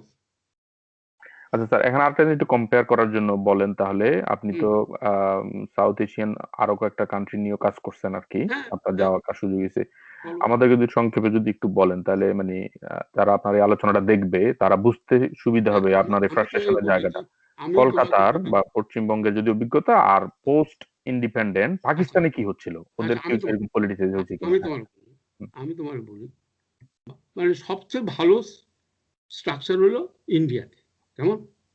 তবে ওভার টাইম সেখানেও একটা পলিটিসাইজেশন হয়েছে, কিছুটা পলিটিক্স হয়েছে, এবং হয় না নানাভাবে আমি অমুক চিফ মিনিস্টারের ভাইয়ের ছেলে, অমুকের অমুক তমুক, কেমন এইভাবে কিছু কিছু হয়েছে, কেমন খারাপ, কিন্তু মেইনলি 99%, 98% আমি বলবো যে দে আর প্রোডাক্ট অফ কম্পিটিশন। ধরো আইএস, ইন্ডিয়ান অ্যাডমিনিস্ট্রেটিভ সার্ভিস, যেটা আমি এদের অনেক অফিসের সঙ্গে আমার দেখা হয়েছে, আমি তাদের মেলামেশা করছি, and they are very good, absolutely মানে ব্রিলিয়ান্ট প্রোডাক্টস। তারপর পরীক্ষা দিয়ে আসছে, আমি কয়েকটা মুসলমানও দেখছি যেগুলো আসছে একেবারেই ব্রিলিয়ান্ট, কোনো সন্দেহ নেই। হিন্দু, মুসলমান, বৌদ্ধ, খ্রিস্টান যেগুলোই আমি দেখছি সেগুলো সব ভালো, আমি কাউকে কোনো খারাপ দেখি নাই। আমি এশিয়ান ডেভেলপমেন্ট যখন ছিলাম, আমি আইএএস অফিসার বহু দেখছি, আমি আমার সিনিয়র জুনিয়র অনেক লোক দেখছি আমি, এবং এরা কম্পিটিটিভ পরীক্ষার প্রোডাক্ট, এবং দে are well recruited, well trend, কারণ সেখানে ইন্টারফারেন্স হয় না, পলিটিক্যাল ইন্টারফারেন্স খুব কম হয়, একেবারে হয় না তা বলা যাবে না, হয়তো টপ, একদম টপ পজিশন গুলোতে হয় না। তো এখন তারপরে তুমি আসো পাকিস্তানে তারাও মোটামুটি মানে স্ট্যান্ডার্ড ঠিক মতো রাখছে, যদিও পলিটিসাইজ হয়েছে, বিশেষ করে ভুট্টোর আমলে এই পলিটিসাইজেশনটা বেশি হয়েছে। তারপরে সিভিল সার্ভিসের যে মানে কি বলে যে সুপিরিয়র পজিশনটা, সেটাকে নষ্ট করে দেওয়া হয়েছে, মানে ওই তারা কিছু লোক ঢুকেছে এখান থেকে ওইখান থেকে ঢুকেছে, এইসব করছে। কিন্তু তারপরে আবার যখন অন্য গভর্নমেন্ট আসছে, তারা এটাকে রিক্রুট মানে মোটামুটি ঠিক মতোই আছে। ওদের আর্মি তো ভালো রিক্রুটমেন্ট হয়েছে, ওদের সিভিল সার্ভিস তো ভালো রিক্রুটমেন্ট হয়েছে, কোনো সন্দেহ নেই। তবে ইন্ডিয়ার স্ট্যান্ডার্ড না, ইন্ডিয়ার থেকে একটু নিচের স্ট্যান্ডার্ড, কেমন পরে দিয়ে। আর তুমি আসো কি বলে, নেপাল সম্বন্ধে আমার কোনো ভালো ধারণা নাই, কিন্তু আমি ভুটান সম্বন্ধে আমি জানি ভালো করে। ভুটানেও কিন্তু সিভিল সার্ভিসটা ভেরি ওয়েল রিক্রুটেড। আমি তাদের সঙ্গে উঠবস করছি, মেলামেশা করছি তাদের সঙ্গে, কারণ আমি ওই ইসাকপা, এই যে কি বলে independent south Asian commission for poverty elevation, ওই কমিটির আমি চেয়ারম্যান ছিলাম। এবং এটা সার্ক মানে এই যে কি বলে সামিটে এটা I was elected as the মানে কি বলে চেয়ারম্যান অফ দ্যাট কমিটি। তো সেই সুবাদে আমাকে সবগুলো দেশে যাইতে হয়েছে।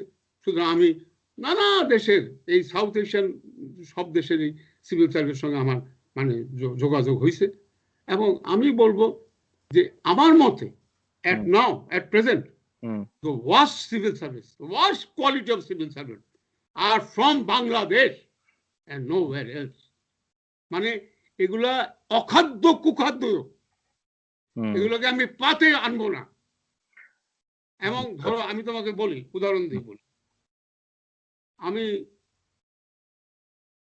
এক সময় আমার কি বল দিল্লিতে আমার ছিল, আমি ছিলাম, because I was doing some research, ওই কি বলে mega city governance in south Asia comparative study বইটা করতেছিলাম, আমি দিল্লিতে ছিলাম।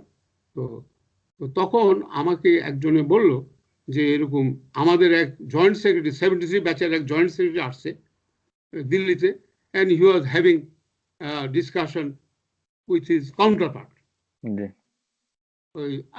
সেও জয়েন্ট সেক্রেটারি।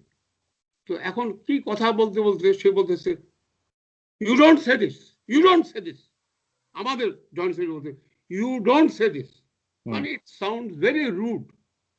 আচ্ছা, তখন তো আমাদের যে সেকেন্ড সেক্রেটারি তাকে জিজ্ঞেস করছে ওদের ওই জয়েন্ট সেক্রেটারি যে আমাকে এই ধরনের ভাবে কথা বললো কেন তোমাদের জয়েন্ট সেক্রেটারি, যে ইউ ডোন্ট সে দিস, তুমি এই কথা বলো না।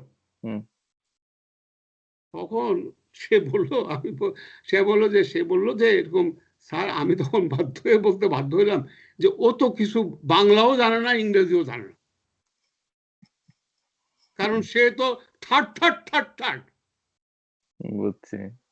এবং সে বলতে চাইছে যে তুমি এই কথা বলো না, এটা খুবই সেন্সিটিভ ব্যাপার, এটা না বলাই ভালো, এটা পরে আমরা আলাপ করবে, কিন্তু এটা বলার জন্য যে ইংরেজি দরকার সেটা তো নাই।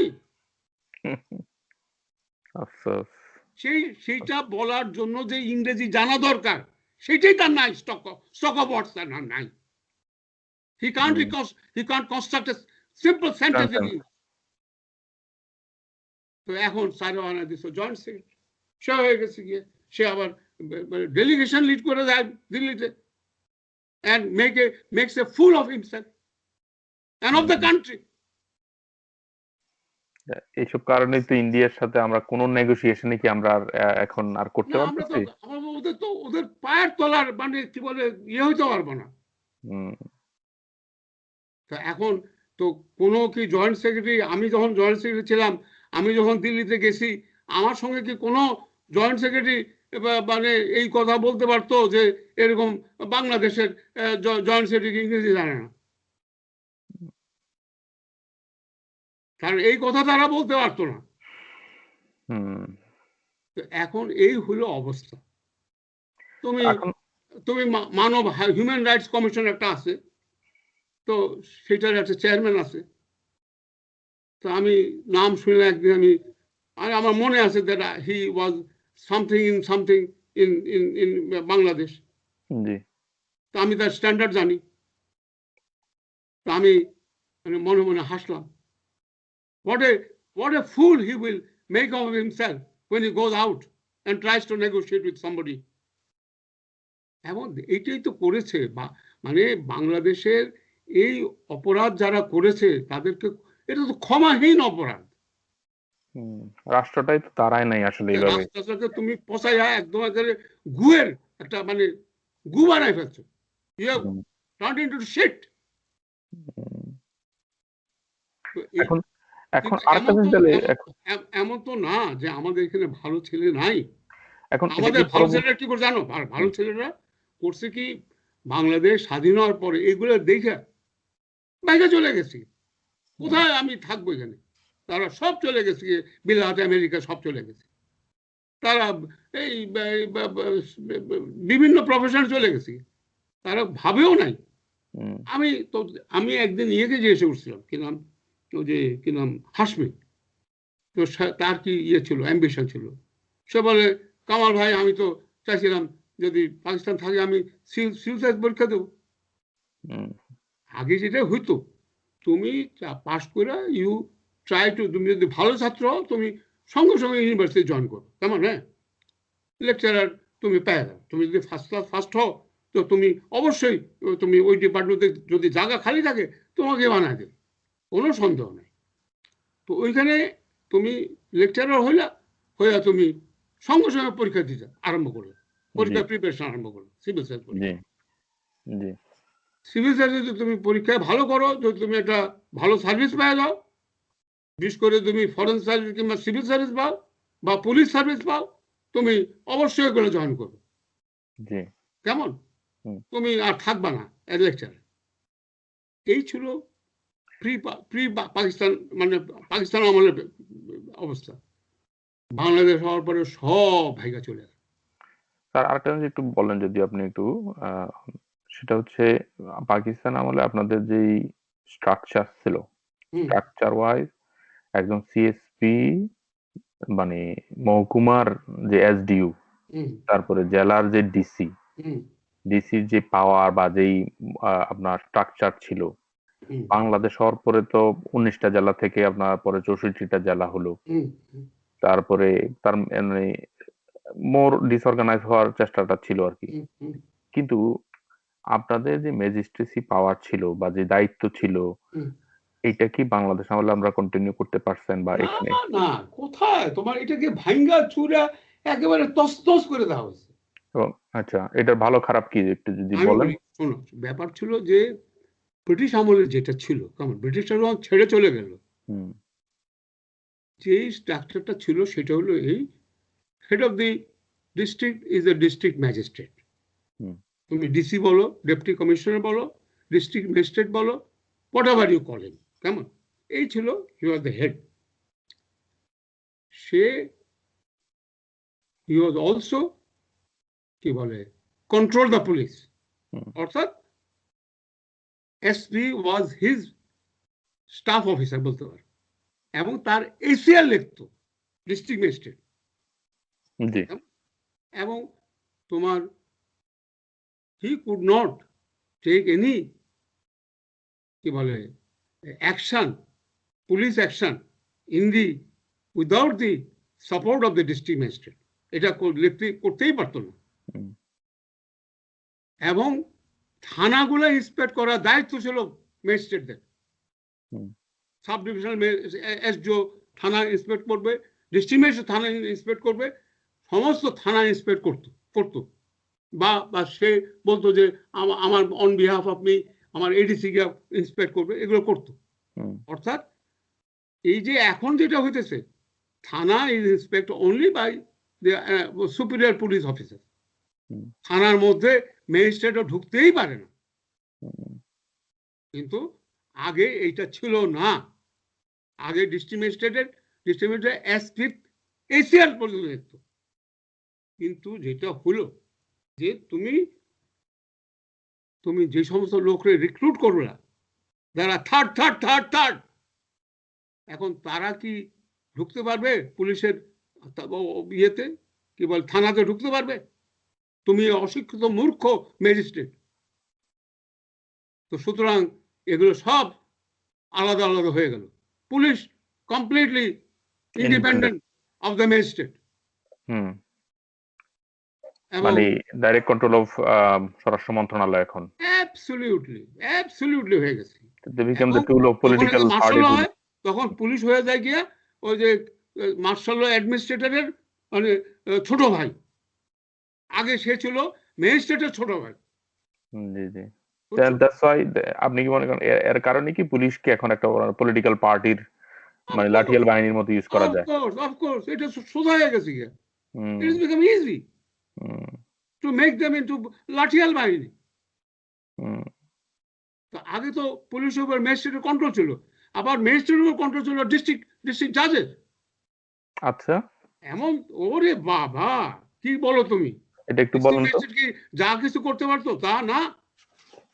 মানে ডিসির উপরে দায়িত্ব ছিল। ডিস্ট্রিক্ট জাজ had control. He use to মানে ইন্সপেক্ট, মানে কি বলে, ডিস্ট্রিক্ট ম্যাজিস্ট্রেটের অফিস ইন্সপেক্ট করতো। তো সুতরাং হুম, ওই একটার উপরে একটা কন্ট্রোল ছিল, একটা চেক এন্ড ব্যালেন্স ছিল। চেক এন্ড ব্যালেন্স ছিল। সেইভাবে তারা চালাইছে। তারা তো এই জন্য তো ওই যে মানে মানে অন্যায় অবিচার অনেক কম ছিল। এই I'm not saying that it happened on the first day they came to this country, না কিন্তু না, over the years এখন সিমিলার স্ট্রাকচার কি এখন ওয়েস্ট বেঙ্গলে বা ইন্ডিয়াতে আছে? একদম আছে। এই যে স্ট্রাকচারটা রেখে গেছিল ওরা, সেই স্ট্রাকচার এখনো আছে ওয়েস্ট বেঙ্গলে। পাকিস্তানেও? আমি তো গেছি যখন ল্যান্ড রিফর্ম স্টাডি করতে গেছি, ধরো গিয়া 80 সালে, 80-র দিকে, কেমন, হ্যাঁ, জি। আমি গেলাম তোমার ধরো মিদনাপুরে গেলাম, মিদনাপুর। তো সেখানে আমি দেখলাম যে মিদনাপুরের ডিসি আমাকে চা খেতে দাওয়াত দিচ্ছে। আমি গেলাম,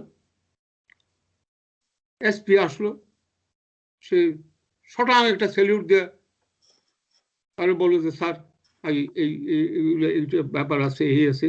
তো আমি দেখলাম যে না বলা পর্যন্ত ওই ভদ্রলোক বসলো না, হি ডিডন্ট সিট ডাউন। হুম, তো অর্থাৎ যা কিছু ডিস্ট্রিক্ট ম্যাজিস্ট্রেট মানে ইয়ে রেখে গেছিল ব্রিটিশরা, ঠিক সেইভাবে এখনো চলতেছে। তো এখন তো তো সেই জন্যই তো ওদের ল অ্যান্ড অর্ডার কত অনেক বেশি ভালো আমাদের তুলনায়। কিন্তু আমরা তো সব কিছু নষ্ট করে দিচ্ছি। তুমি যদি 73 ব্যাচের লোককে যদি ম্যাজিস্ট্রেট বানাও, তাহলে then you can't expect him to control the police. এবং তারপরে তো যেটা হয়েছে, তুমি ধরো কোঅর্ডিনেশন কিছু ভেঙে গেছে তো এখানে। ধরো আমি তোমার একটা উদাহরণ দিয়ে বলি। জি স্যার। আমার পরিষ্কার মনে আছে, রাত 2:30 বাজে DC Comilla, hmm, is a কি বলে ইপিসিএস অফিসার, সে আমার টেলিফোন করলো, স্যার আপনি দয়া করে আমার উপর রাগ করেন না, আমি আপনাকে এত রাতে জাগানো উচিত হয় নাই, আপনি দয়া করে যদি অ্যাকশন না নেন তো গোমতির বাঁধ ভেঙে যাবে, গিয়ে গোমতির বাঁধ ভেঙে যাবে এবং সব পুরো হোল কুমিল্লা শহরটা ইয়েতে চলে, পানির নিচে চলে যাবে। তা আমি তারা বললাম যে তুমি কেন আমাকে রাইট 2:30 বাজে টেলিফোন করলাম, তুমি কেন আগে করোনি? সে বলে স্যার আমি চেষ্টা করছি, আপ্রাণ চেষ্টা করছি যে এটা তাদের এই যে কি বলে এই যে ওয়াটার বোর্ডের মানে ইঞ্জিনিয়ার চিফ মানে কি বলে মানে ইঞ্জিনিয়ারদের বলছি আমি, তারা আমার কথা শোনে না। যে আপনি কে, আপনার কথা শুনবো কেন? কারণ এখন তো হচ্ছে কি, জিয়াউর রহমানের আমলে হুম, এই কোঅর্ডিনেশন হুম, পুরোটা ভেঙে দিচ্ছে। অর্থাৎ DC as the chief coordinator, জি। এই পাওয়ার আর তার রইল না, যেটা আচ্ছা, এখনো তোমার ওই যে ওয়েস্ট বেঙ্গলে রয়ে গেছে। He is the equal among কি বলে মানে কি বলে he was the superior most among the equals, বুঝছো নাকি? হি ইজ জি, দ্য জি। Superior most among the equals. তো এখন নাই। সুতরাং আমি যেন খালেদা জিয়াকে এই 2:30 বাজে জাগায়া বলি, কারণ সে যদি না বলে কার আমাদের কথা কথা শুনবেন? তো আর্মির ইঞ্জিনিয়াররা কোনো কিছু করবে না। কুমিল্লা ক্যান্টনমেন্টে আর্মির ইঞ্জিনিয়ার আছে, তারা যে বলবে যে এইভাবে এইভাবে বাদ করেন, তো আমি তো স্যার আমি দিতে আছি, রেডি আছে, মানে লেবার, কিন্তু আমার কথা তো লেবার তো, আমি তো ইঞ্জিনিয়ার না। তো আর স্যার আর্মির ইঞ্জিনিয়ার নাম হয়তো। হুম, তো আমি তার আর 51 গালি দিলাম না, আমি বললাম ঠিক আছে। 91 সেশনের কথা বলছেন? আমি 91 সালের কথা বলছি। তো আমি খালেদা জিয়াকে টেলিফোন করলাম রাত্রে 3টা বাজে। উনি তো একেবারে কাঁচা ঘুম ভাঙাইছে, বুঝছেন? হুম, কে? আমি, ম্যাডাম আমি কামালসি থেকে বলছি। কেন এত রাত্রে আমাকে ডিস্টার্ব করতেছেন? আমি ম্যাডাম আমি যদি পারতাম আমি আপনাকে ডিস্টার্ব করতাম না, তো বললাম আমি, হুম। তো বুঝলেন ব্যাপারটা, বুঝলেন সে বুঝা সঙ্গে সঙ্গে উনি জেনারেল নুরুদ্দিন খানকে বললেন হুম। যে আপনি সঙ্গে সঙ্গে এখন বলেন এই আপনার কুমিল্লার জিওসিকে যেন আর্মি ইঞ্জিনিয়ারকে সমস্ত ডিসির সঙ্গে কন্ট্যাক্ট করে, কোঅর্ডিনেট করে। কোঅর্ডিনেট করে তার সঙ্গে মিলে যেটা করতে হয় করেন, কারণ মানে ওই যে বাঁধ নাকি ভেঙে, গোমতির বাঁধ ভেঙে যাবে গিয়ে এবং এটসেট্রা এটসেট্রা, এবং সেইভাবে কাজ হইল এবং গোমতির বাঁধ রক্ষা হলো। তারপরে আমাকে উনি জিজ্ঞাসা করছে এটা কেন হইতেছে। আমি তো বলতে পারি না যে আপনার হাজবেন্ড এটা সর্বনষ্ট করে দিয়ে গেছে। যে কোঅর্ডিনেশন, অর্থাৎ ডিসি উইল নট কোঅর্ডিনেট, সে ওই তার সিনিয়র অফিসারকে বলবে এবং at the highest level coordination হবে এবং কইরা তারপর এটা নিচে নামবে। তো এইটা করতে আসতে আপ অ্যান্ড ডাউন করতে করতে তো বাস হয়তো অঘটন ঘটে যাবে, বিশেষ করে if it is emergency situation, flood, তারপরে তোমার মানে সাইক্লোন, এই সমস্ত একটা যদি একটা বিরাট একটা ল অ্যান্ড অর্ডার সিচুয়েশন, মানে যেটার মধ্যে তড়িৎ গতিতে তোমার অ্যাকশন নিতে হবে, তো তখন তোমার কি হবে। তো এখন সেই জন্য তো আমি প্রস্তুত না। তো যাই হোক, আমরা 2-3 মাস পরে আমরা গেলাম কুমিল্লাতে গিয়া উনি হঠাৎ করে ওনার মনে হয়েছে এই বলেন আপনি দেখেন যে সুপারিনটেন্ডেন্ট ইঞ্জিনিয়ার কে, ওয়াটার ডিপার্টমেন্ট সুপারিনটেন্ডেন্ট ইঞ্জিনিয়ার কে। উনি নিজে বললেন, আমি কেন কিছু বলিনি। তো বললো যে আমি পড়ছি, আমি এরকম। তারপরে সে বললো যে আপনি কেন ওই যে কি বলে ডিসির কথা মতো আপনি কেন ইয়ে করেন নাই, কি বলে ওই যে মানে কি বলে ইয়ে বন্ধ করেন নাই, কেন আপনি রিপেয়ার করেন নাই। বলে যে না আমি তো মানে আমার কি বলে সাব ডিভিশনাল ইঞ্জিনিয়ার আমার কিছু বলে নাই, আমি এই জন্য করি নাই। অর্থাৎ সে ডিসির কথায় কান দিয়ে নাই, সোজা কথা। ডিসি তারে বলছে যে দেখেন আপনি খবর পাইছে যে এরকম কি বাঁধ ভেঙে যেতেছে, দয়া করে কিছু করেন। বহুবার বলছে আপনি কে, আপনি ডিসি তো, so what, who are you. DC বর্তমানে ডাল নাই তলন নাই, নিধিরাম সর্দারে বসে আছে। নিধিরাম সর্দার হয়েছে, বুঝছো নাকি। এখন তারপরে আমার পরিষ্কার মনে হচ্ছে যে খালেদা জিয়া তাকে তাৎক্ষণিকভাবে সাসপেন্ড করলেন। ইউ আর সাসপেন্ডেড, আপনি নোট করেন। কি বলে সেক্রেটারি সাহেব, ওই সেক্রেটারি ছিল আসাদুল্লাহ, আপনি তাকে এখনই সাসপেন্ড করেন, মানে প্রসিডিংস ড্র করেন তার বিরুদ্ধে। এখন আমার কথা হলো যে এই ধরনের অ্যাকশন নিয়ে তো লাভ নাই, সিস্টেমটা থাকতে হবে তো। বাট সিস্টেমটা থাকে না কেন?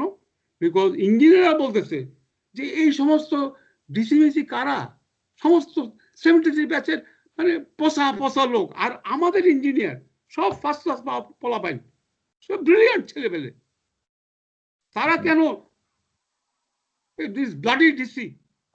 আচ্ছা স্যার, আমাদের সময় তো এটা বলতে পারতো না। পরবর্তীতে আমাদের সময় যে ডিসিটা ছিল সে তার থেকেও ভালো ছাত্র ছিল, অল পাকিস্তানে কম্পিট করতে আসছে। বাংলাদেশ কি এটা থেকে রিকভার করতে পারছে, বা পরবর্তীতে যারা বসতে ওঠে না, কিছু করা হয় না আপনাদের পরবর্তী সেশনে এইভাবেই চলতেছে। এখন যারা রিক্রুটেড হচ্ছে, পলিটিক্যাল ইয়াটা এখনো আছে, এইভাবে চলতেছে। এগুলা একেবারে ভাইরা শোনো, এখন হলো কি যে তোমার হিংসা বাড়ছে যেভাবে, এটা সম্ভব না। না, এই লোকগুলো তো একটা পলিটিক্যাল এলিজেন্স, তারপরে দায়বদ্ধতা, তারপরে দলীয় আনুগত্যের থেকে আর কখনোই বের হতে পারে নাই, কারণ এটার মধ্যে যোগ হয়েছে দলীয় আনুগত্য। তো ওইটা দিয়ে তোমার হয়তো মানে যে তুমিও আওয়ামী লীগ মাইন্ডেড, ও আওয়ামী লীগ মাইন্ডেড, তো সেইভাবে হয়তো তোমার একটা কিছু হইতেছে, আমি জানি না কি হইতেছে এখন। কিন্তু ওগুলো সবই লো ক্যালিবারের লোক। এখন এই লোকগুলোই কি আপনার 96-তে যে একটা ইয়ে হলো না, হ্যাঁ 96 না 98-তে যেন ওই যে কি বলে যে জনতার মঞ্চ হলো, ওই যে জনতার মঞ্চ? ওটা করলো, লিড করলো মহিউদ্দিন আলমগীর। হুম, এবং তাদের মানে কি বলে এই যে কি বলে মানে কি বলে ফিল্ড কমান্ডার ছিল সমস্ত ওই যে কি বলে এই যে তোমার 73 ব্যাচের লোক, হুম, তারাই তো করলো। তো এখন তো আর এগুলো তো বোঝার মতো কোনো ক্ষমতা নাই। বুঝছি। তারা আমি ওই তো যে জি হুজুর, আমি তো বুঝাইছি কেমন, জি আমি জি হুজুর, বুঝাইছি, কিন্তু আমার কথা মানে কে কথা শুনে? 10টা কথা বলি, একটা কথা মানে আর একটা কথা মানলেও এটাকে ক্যারি আউট করে না, কারণ তাদের কাছে আবার কেউ না কেউ অন্য কথা অন্য বলে। চ্যানেলে এসে। হ্যাঁ, হুম, তো এইভাবেই তো মানে পুরো অ্যাডমিনিস্ট্রেশন ধ্বংস হয়ে গেছে। There is hmm, no coordination, there is no unity, there is no unity of command, nothing. আমি তো অনেক কষ্টে এইটা চালাইছি। এই যে হুম, 5 বছর কত, এই যে last 5 years of my life in this, মানে as the principal secretary in the prime minister's office, my hmm, god, it was it was hell, absolutely hell.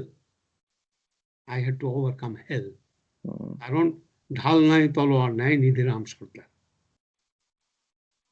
তো যাই হোক, তো এখন আমি যেগুলো বলতেছিলাম আর কি যে আরেকটা পয়েন্ট আপনি যদি একটু ইয়ে করে শেষ করি আমরা আজকে, সেটা বলো। হচ্ছে ট্রেনিং এর প্রশ্ন আর কি। আচ্ছা ট্রেনিং এর প্রশ্ন, ট্রেনিং পাকিস্তান আমলে আপনাদের ট্রেনিং এর কোয়ালিটি কেমন ছিল, কিভাবে ছিল, ট্রেনিংটা আর বাংলাদেশ আমলে কি হলো? ট্রেনিংটা কি ছিল জানো, আমি তোমাকে বলি। একটা হলো যে ট্রেনিংটা was very firm and very serious. হুম, ধরো আমাদের ট্রেনিং হয়েছে 9 মাস, আমাদেরকে যেগুলো সাবজেক্ট পড়াইছে একেবারে brilliant teachers, brilliant teachers of the highest quality. এবং আমাদের ল পড়াইতো কারা, এই যে ল ফ্যাকাল্টি সমস্ত ভালো ভালো, এই লাহোর ইউনিভার্সিটির ল ফ্যাকাল্টির ব্রিলিয়ান্ট মানে ঠিক আছে। টিচাররা পড়াইতো আমাদের ল, এই criminal law, criminal CrPC, PPC, তারপরে এভিডেন্স অ্যাক্ট, এগুলো ওরাই পড়াইতো কেমন। হ্যাঁ, এবং তারা ভেরি সিরিয়াস এবং ভালো এক্সাম্পল দিত। পরীক্ষা হইতো ঠিক মতো, পরীক্ষায় ফেল করলে ঠিকই ফেল হয়ে দিতে গিয়ে। আমি বহু লোকরে দেখছি, আমি এখানে আসছে খুবই ব্রিলিয়ান্ট ক্যারিয়ার এটসেট্রা, এখানে ফেল করছে, তারপর আবার পরীক্ষা দিতে হয়েছে, পরীক্ষা দিয়ে পাশ করতে হয়েছে, তারপরে তারপরে তার কনফার্ম করা হয়েছে। হুম, তো ইট ওয়াজ ভেরি ভেরি স্ট্রিক্ট। হুম, তো এখন বাংলাদেশ আমলে যেটা হয়েছে, তোমার ট্রেনিং ওয়াজ ভেরি ফ্র্যাগমেন্টেড। তারা মানে ইট ওয়াজ ভেরি পারফাংটারি, এবং তোমার খুবই লো লেভেল। বেশিরভাগ হলো তোমার ওই যে কি বলে পার্ট টাইম টিচার দিয়ে, বুঝছো। তুমি ধরো, তুমি এখন এই ধরো সে মানে মানে পাবলিক অ্যাডমিনিস্ট্রেশন পড়ে কেমন। হ্যাঁ, তুমি পাবলিক অ্যাডমিনিস্ট্রেশন ডিপার্টমেন্টের একটা লেকচারার বললা তুমি পড়বা, তো তুমি এটা পড়াইবে। হুম, তো তুমি এই বছর তারে পাইলা, নেক্সট ইয়ার অন্য অন্য নিবা, আর পার্ট টাইম লেকচারার কেমন। হ্যাঁ, জি, পার্ট জি, টাইম জি, লেকচার দিয়ে পড়াইবে। জি। এগুলো তো পড়ানো হইতে পারে না। এখন ধরো পাবলিক মানে অ্যাডমিনিস্ট্রেশন, ইকোনমিক্স, বিশেষ করে কোর্স সাবজেক্ট যেগুলো, সেগুলোর জন্য তো তোমাকে পরিষ্কার হাইলি কোয়ালিফাইড টিচার দরকার, যে নাকি পুরা সিলেবাসটা পড়াবে। জি, একটা একটা দেড়টা লেকচার দেওয়া শেষ হয়ে যাবে, এটা ধরতে পারে না। না, এগুলা শুরু হয়ে গেল পার্ট টাইম লেকচার। তারপরে যেটা হয়েছে যে 9 মাসের ট্রেনিং হইতো, এখন এটা 3 মাস, 2 মাস, 4 মাসের ট্রেনিং। অর্থাৎ এগুলা হওয়া বা না হওয়া একই সমান। What about skilled wise? আপনি তো যে আপনাদের সময় আপনি তো আপনার সাথে কথা বলে আমি বুঝছি আপনি ল এর অনেক বিষয় দেখি জানেন। হুম, তারপরে না আমার তো ল জানতে হবে, কারণ আমি তাহলে কিভাবে ম্যাজিস্ট্রেট কিভাবে ম্যাজিস্ট্রেট চাকরি করবো কিভাবে। আমি এখনকার যারা এডমিন হয় তারাও কি আমি এরকম বলতেছি মাল্টি স্কিল হয়? আমার এখানে তো ল পড়াইতেই হবে। হুম, এখন ল যদি আমি না পড়াই, হুম, তাহলে তো আমি ম্যাজিস্ট্রেটের ভূমিকায় আমি কিভাবে অংশগ্রহণ করব বলো। জি, তো এখন তো এগুলাকে একেবারে যেন তেন ভাবে পড়ানো, এইগুলো একটা। 2 নম্বর কথা হলো ফরেন ট্রেনিং। ফরেন ট্রেনিং যেটা হয়েছে, যে ফরেন ট্রেনিং যে ব্যবস্থা ছিল সেটা বিশেষ করে মার্শাল যখন হলো, ঈশ্বরের মার্শাল যখন হলো, এটাকে একেবারে বন্ধ। তাদের ছিল তখন যে সমস্ত কিছু, মানে কেন সিভিলিয়ান অফিসারদের ট্রেনিং হবে কেন, বা বিদেশে ট্রেনিং হবে কেন, সব হবে আমাদের আর্মির অফিসারদের।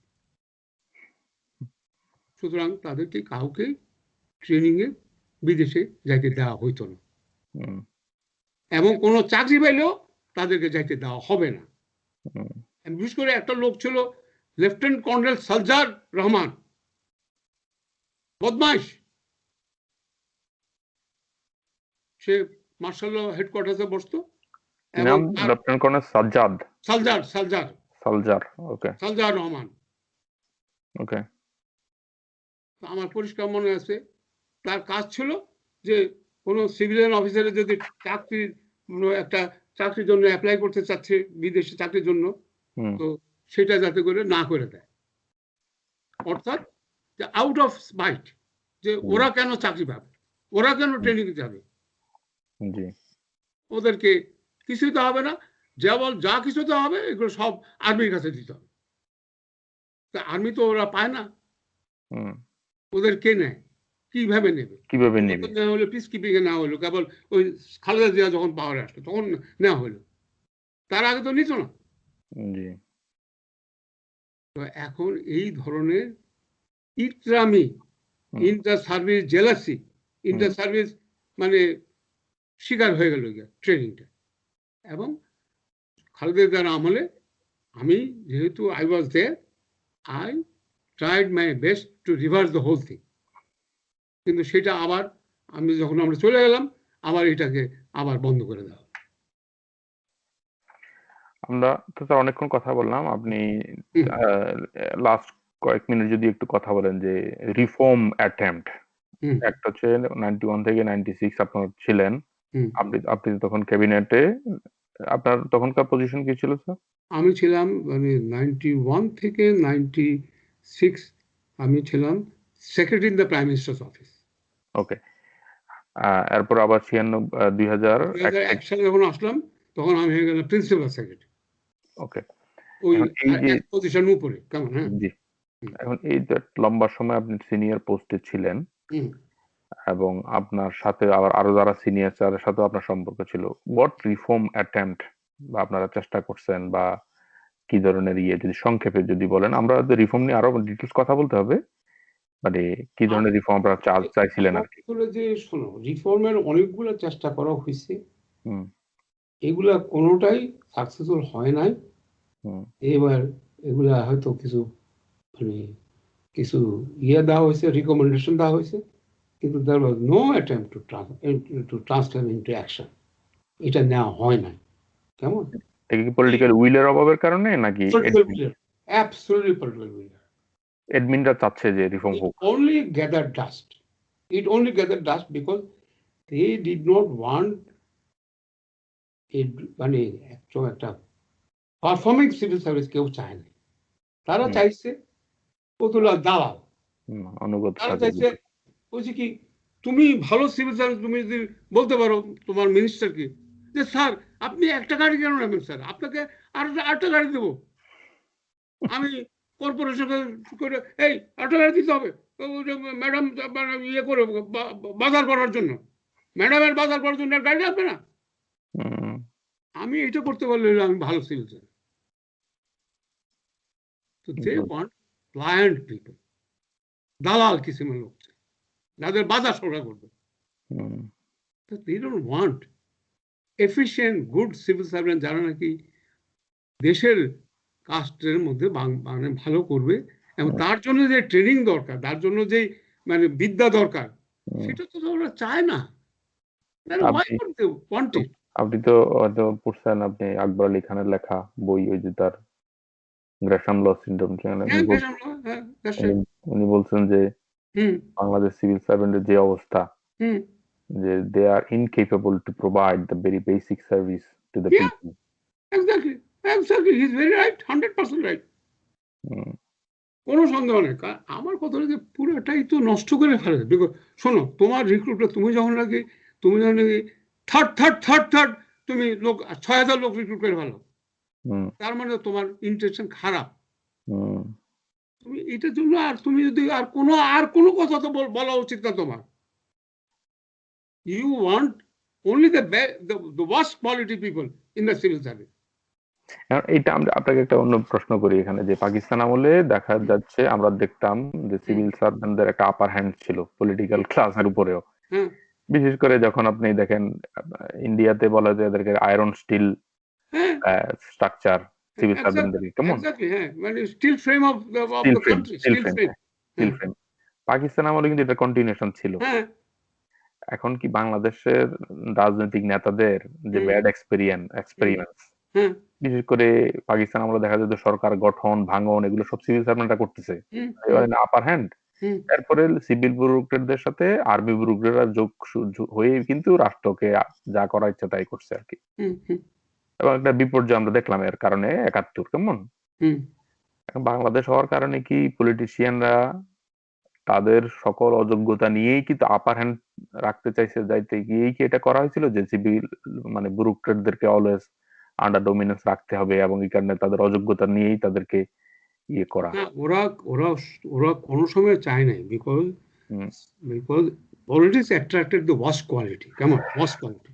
সুতরাং ওরা তো চাইবেই না যে কোনো মানে ভালো সিভিল সার্ভিস হোক, এবং যেটা ভালোটা ছিল, যেটা ইনহেরিট করছিল, সেটাকে আস্তে আস্তে নষ্ট হয়ে গেছে, নষ্ট করে ফেলছে। এবং তো অনেক লোককে ভেঙে গেছে গিয়ে, যে অল ফ্ল্যাট হবে, তারা আর্লি রিটায়ারমেন্ট করে নিছে, অনেকে আগে নিয়ে নিছে, চলে গেছে, অনেকে বাইক করে দেওয়া হয়েছে, অনেকে দালালি করে থাকছে, কেমন।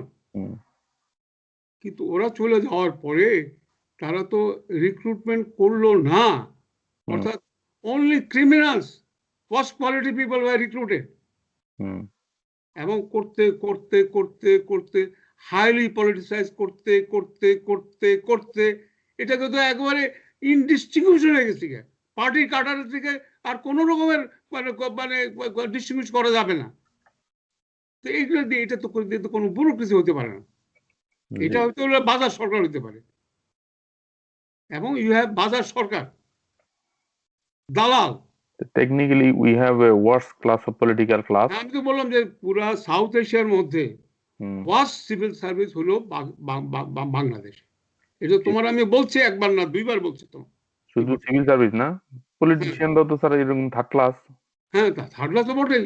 পলিটিশিয়ানরাও তো গুন্ডা, কে কতটা গুন্ডা। What kind of politician you have in the country? অনেক সব তো ক্রিটিক্যালি ইয়ে করলেন আপনি, সব তো আলটিমেটলি নেগেটিভ কথাই, বা মানে না নেগেটিভ কথা, শোনো নেগেটিভ কথা ছাড়া তো কিছু নাই রে ভাই। আমি তোমার কেমনে পজিটিভ কথা বলবো? ইতিবাচক বলেন যে অ্যাট লিস্ট কিভাবে এটাকে কি ধরনের রিফর্ম, এটা অনেক বড় আলাপ হইতে হবে। মানে সংক্ষেপে আপনি যদি বলেন যে হোপফুল আমার কথা হলো যে এই ব্যুরোক্রেসিকে ঠিক করতে হলে আগে আমাদের এই পলিটিক্যাল সিস্টেমটা ঠিক করতে হবে। অর্থাৎ যে তুমি যেইভাবে পারো যে পলিটিক্সের মধ্যে যাতে করে অনেস্ট ভালো লোক, এডুকেটেড লোক আসে এবং তারা যেন ডেমোক্রেসি প্র্যাকটিস করে। অর্থাৎ কোনো ইলেকশন এই নুরুল হুদার মতো ইলেকশন যেন কোনো সময় না হয়। এই যে গোড়াতে গলদ, এটা কি হবে? তো ইউ হ্যাভ, তো আমি ধরে নিলাম যে আমাদের একটা সময় আসা একটা ভালো একটা ইলেক্টেড লিডারশিপ হবে, এবং ইলেক্টেড লিডারশিপ কেবল মানে সেন্ট্রাল গভর্নমেন্টে হলে হবে না, এমএলএ টেমএলএ হলে হবে না। Also you will have to have the best possible people in the local government. অর্থাৎ সৎ, ভদ্র, ভালো লোক, এডুকেটেড লোক, যারা চুরিদারি করে না,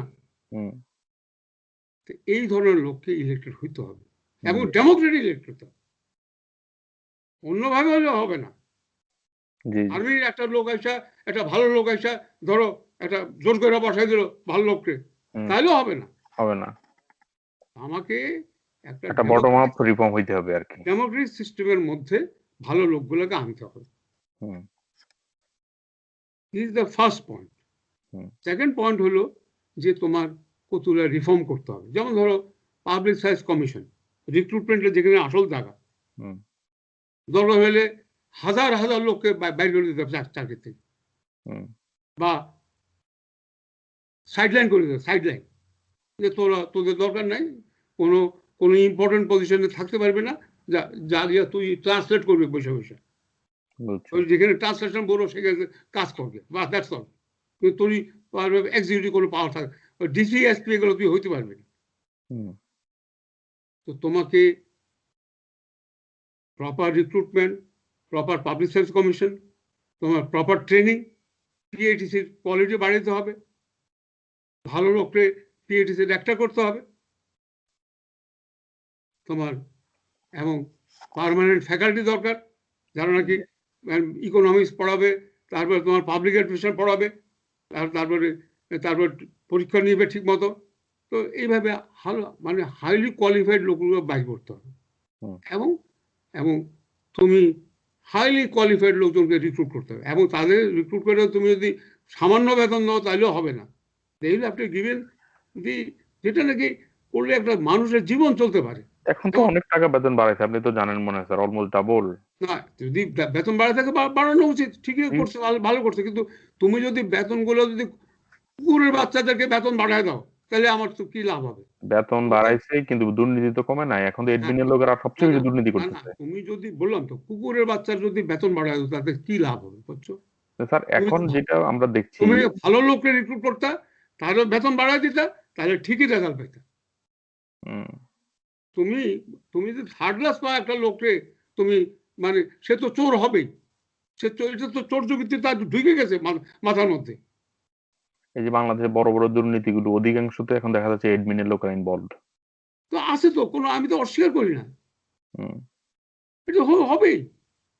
তো এরা কারা লোক, কারা লোক, এই যারা অ্যাডমিনিস্ট্রেশনে আছে এরা কারা? এটা কি দেখছো তুমি?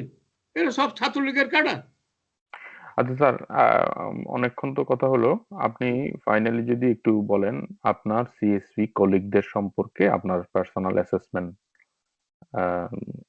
যদি কিছু বলতে চান এটা বলে আমরা শেষ করবো আর কি আজকে। আমার কথা হলো যে আমার সিএসপি কলিগদের মধ্যে যেটা আমি বলবো, যে প্রথম কথা, বেশিরভাগ মুক্তিযুদ্ধ কথা যদি বলতে হয়, they were sitting in the fence, on the fence, এদিকেও না ওদিকেও না, যেদিকে পাল্লা ভারী হয় সেদিকে চলে যাবো, এই ছিল তাদের অ্যাটিটিউড। তারপরে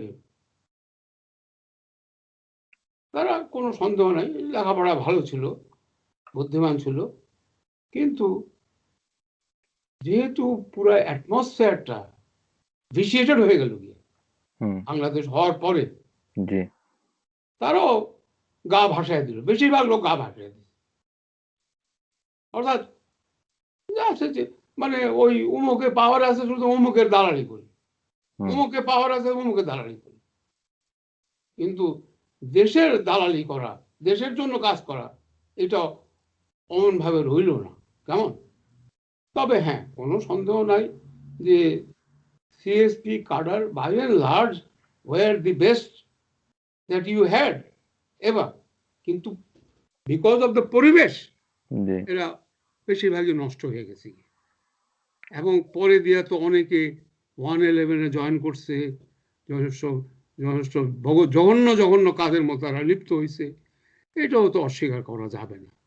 এবং বড় দুর্নীতির সাথে তো আমার দুর্নীতির সঙ্গে জড়িত হয়েছে, কোনো সন্দেহ নাই, আমি তাদের সম্বন্ধে কোনো ভালো কথা বলবো না, কিন্তু এই কথা বলবো যে তারা যখন ঢুকছিল তখন they were certainly the very best that was available in the country, এবং they came through a proper recruitment তারা আসছে। কোনো ওইখানে কোনো চাচা মামু অমুকরে দালালি করে কেউ আসে নাই, বিকজ ওইখানে কোনো স্কোপই ছিল না এটা করার। কিন্তু যদি নষ্ট হয়ে থাকে, ঢুকার পরে নষ্ট হয়েছে বিকজ অফ পরিবেশ। যারা নষ্ট হয়েছে পরে পরিবেশ হয়েছে।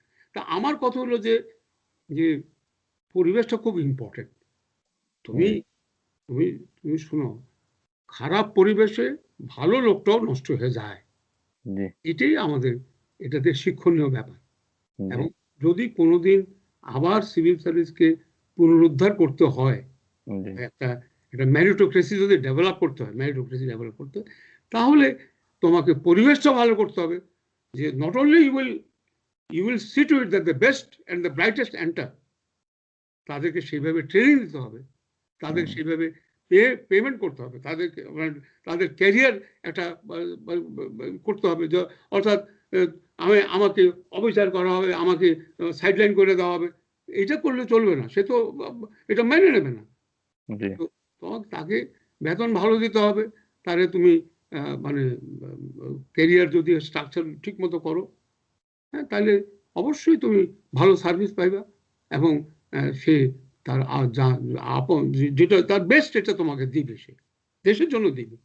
এবং তাকে যদি কাজ করার স্কোপ দাও, যে তাহলে সে নিশ্চয়ই ভালো করে কাজ করবে।